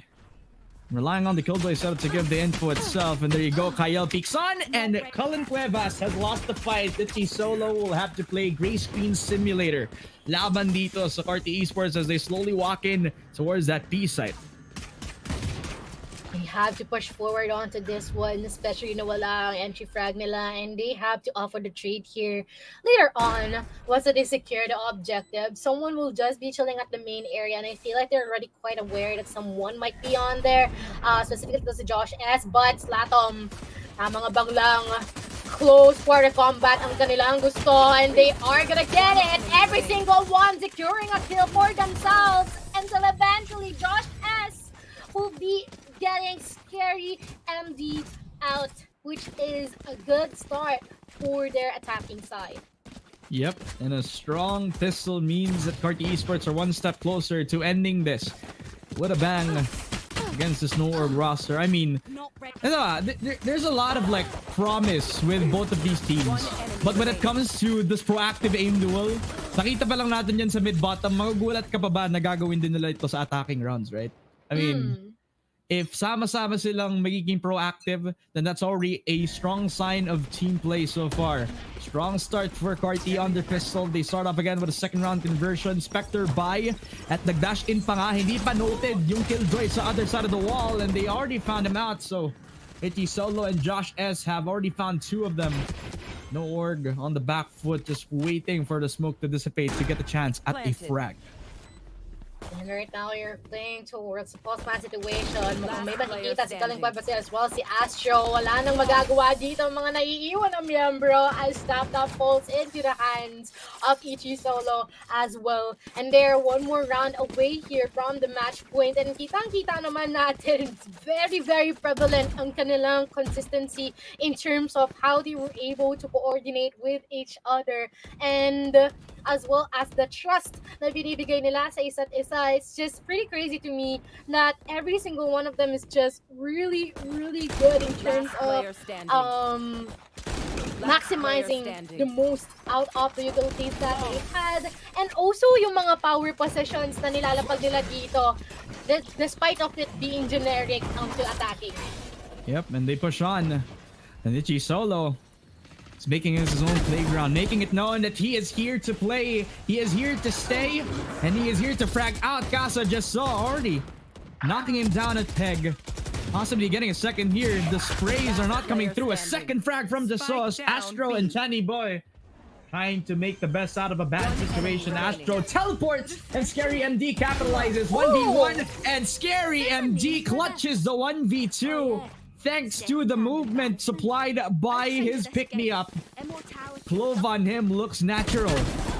But again, they still have a huge deficit to climb up upon as they take it round for round. Dahil pa nilang kakainin na bigas dito. They've got 7 rounds to go here for the side of Norg if they are balling for a comeback. And of course, as much as possible, they wouldn't want it to approach the match point. Lalong-lalo na, it just means there's lesser room for them to actually work out a really good plan against the pressure being exerted on them. But really good lineup, walang matatamaan though, unfortunately. And they are eyeing the B side once again. And sabi nila though, like as much as possible, if you can exert your presence and try to bait them out as much as possible, then definitely that is a way to go. Kasi malay mo, may bonus pang pickups dyan, may bonus pang mga hit formation pwede nilang makuha. But momentary, they're just gonna chill out. Ang laki ng risk na ibibigay nila opening at A-short extremity, right? Because then that means they can go through tree, try to split off the map, and No Org will have a very uncomfortable position in trying that out. Kasi once you give A-short, papasok sila ng T position, pwede silang pumasok dun sa may heaven just to surprise the Yoru. But nevertheless, Qualifiers Esports are taking the other route of supplying that mid pressure with a split onto that B main extremity. And Colin Cuevas is not hesitating to take the forward space anymore. Chani Boy are calling on his troops, but they're fighting against a tri-stack. And they already made their presence, so now that they respond, Tap, nice util, already finds himself the smoke bang papunta kay Ichi Solo. A lot of supply, a lot of value, but they never found out about Tap. Just saw already getting the cross here, 2 frags for him, but Josh S. Well, he's also going to get taken care of. Kyle down for the count, 1v3, but Taf is still here and has knocked him down a peg with a 3K from the Bulldog. Round per round, No Org are answering as much as they can, preventing match point away from Qualifiers Esports and preventing them from getting any sort of momentum so far. And this is something that we are actually waiting for, no? Kanina lang, specifically dito kay Tap, he has been able to rack up the most kills and the best KDA possible doon sa Icebox. And hopefully we can see more of him onto this one, onto the Fade pick. But I can't understand that there is some sort of limitations na possible dito. Lalo na as much as possible, you want him to remain alive. But some shots will be dealt with here. Mel J may mapipitas. Currently trying to offer a trade here dito si Astro. But once again, this is an eco run on their end. For the side of party, kaya medyo mahihirapan sila na mag-step forward, and now they have the deficit in terms of manpower.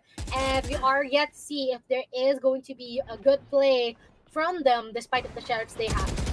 Alright, Nabagdash in, and Ichi Solo already knocked down. Just saw had the perfect angle, and they're still fighting for it. Chani Boy will get one from the Sheriff in hand, but he's stuck between a rock and a hard place.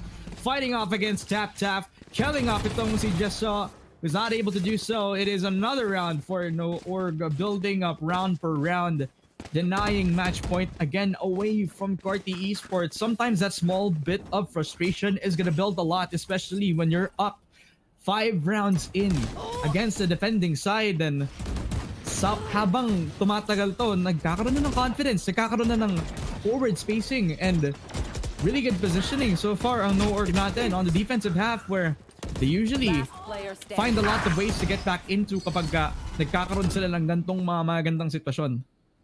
Totoo lang. And ER about si kung ganun nga ba uli ang mangyayari dito. Most importantly, that the lockdowns already been put deep sa ating main. Hopefully, that they can actually get out a good investment out of this one, or return of investment rather. But Nightfall, or rather, they're gonna be caught on to that one. Now the strike being commenced. Wala pang casualties as of the moment, but all the information is being leaked galing dito kay Meloj, and this is going to be crucial for them. Waiting for the best time to counter, but Ichi Solo may magiging sagot sa agad-agad, extending forward regardless of the odds, and he's getting 3K now, and every single one will try to go and opt for a follow-up because kaya naman nila at kinakayan-kayanan nila. But still, Scary MD managed to stretch it out into getting a 3K, but all of a sudden, it's already match point. And that is all thanks to the confidence supplied by Ichi Solo. Finally finding a clean entry. Finally getting a lot more confident into these entries alone.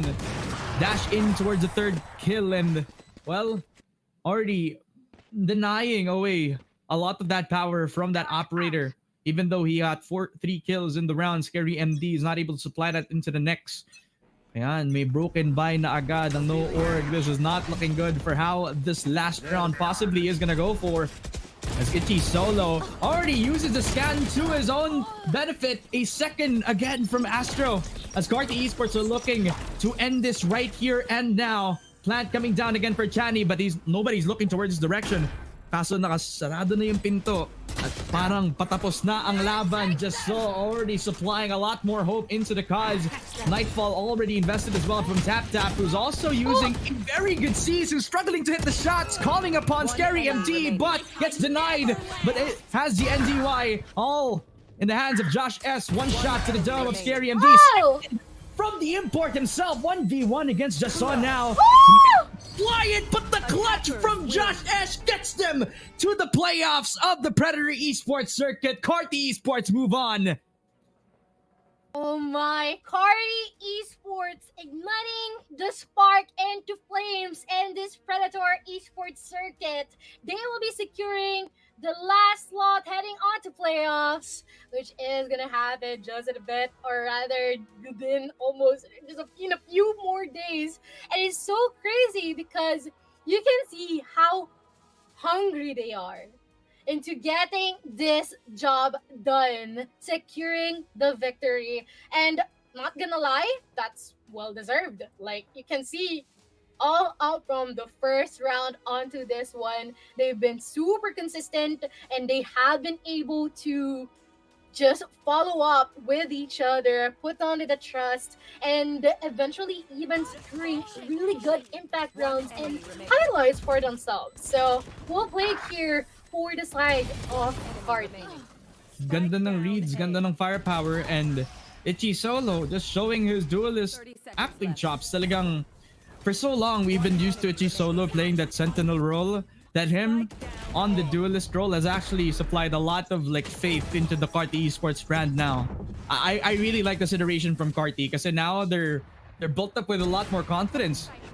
And even though I'd say that they're a momentum-based team, who isn't at the end of the day? Kasi kapag ka nakakuha ka ng mga frags na ganito, kapag ka sama-sama kayong lumalaban, katulad ng nangyayari ngayon sa screen nyo, mga kaibigan, who doesn't get a lot of confidence from that when you have trust in your team to do the right thing, right? And man, a lot of good things to come out from this series for Qualifiers Esports, but you could also say the same as well from the no-org roster as a bright future ahead of them.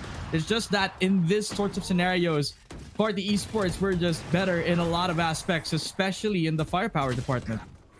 Sobrang prevalent lang talaga rin yung naging impact, or even just by watching these highlights, makikita mo na talagang saluhan sila as much as possible eh.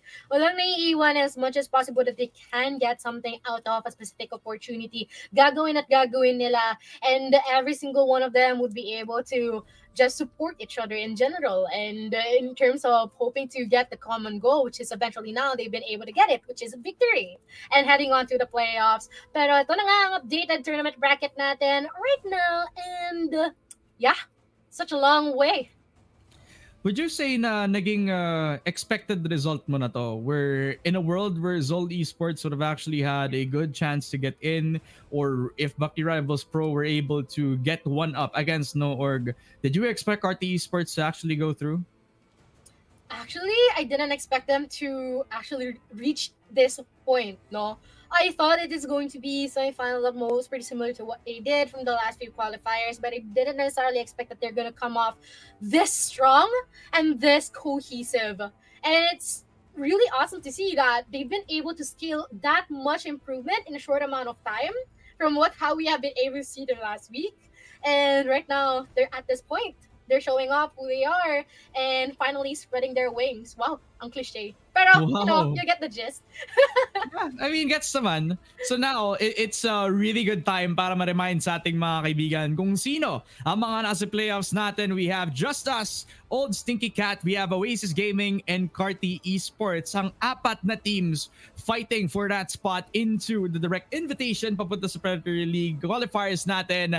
Pati na rin para sa 60,000 pesos first place prize. Kaya ang ganda ng naging resulta natin kasi lahat sila may experience into the VCT, and definitely gonna be a banger of a playoffs into the next week. Kaya mga kaibigan, it has been a long day para sa last qualifying leg natin dito sa Predator Esports Circuit. But before anything else, this is a good time para i-remind ang lahat na manonood na nasa road tayo to Predator League Philippine Qualifiers. Let's Kaya gear go. up na kayo to the ultimate esports showdown. Compete, dominate, and represent in the Predator League Philippine Qualifiers for Valorant and Dota 2. That's right mga kaibigan, hindi lang Valorant pero pati na rin ang Dota 2 happening from September to November. This is your chance to shine. Stay connected and get all the latest updates on Facebook, Twitter, Instagram, and more. Get ready to make your mark on the local scene dito sa Predator Esports Circuit. And mga kaibigan, gusto lang sabihin kay Mochi na it has been a pleasure casting with you all throughout sa ating Predator Esports Circuit. I hope you had a good time, and I hope all of you guys had a great time as well. My name is Ramon. With me is Mochi. It has been the final leg of the qualifier, but we'll see you in the playoffs.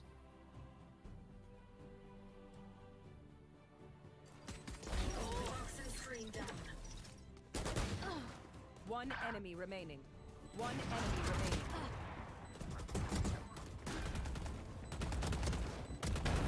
Sage killed.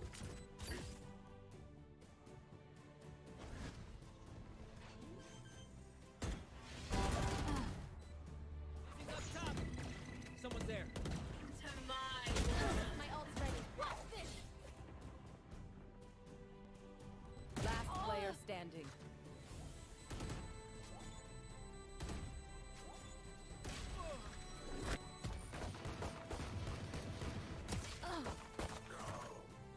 Spike down mid. Flawless. Deleted. Spike.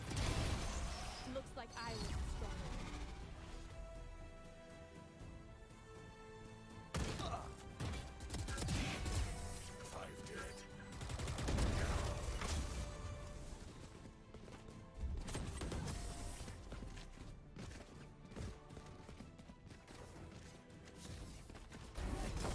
Anticipated. They see the threat. Alarm bot down. Spike down remaining. You did your thing. One enemy remaining. Spike down A.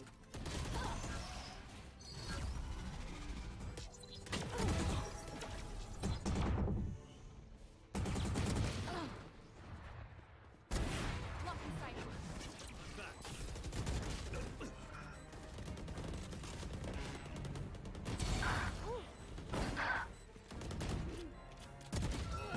One enemy remaining.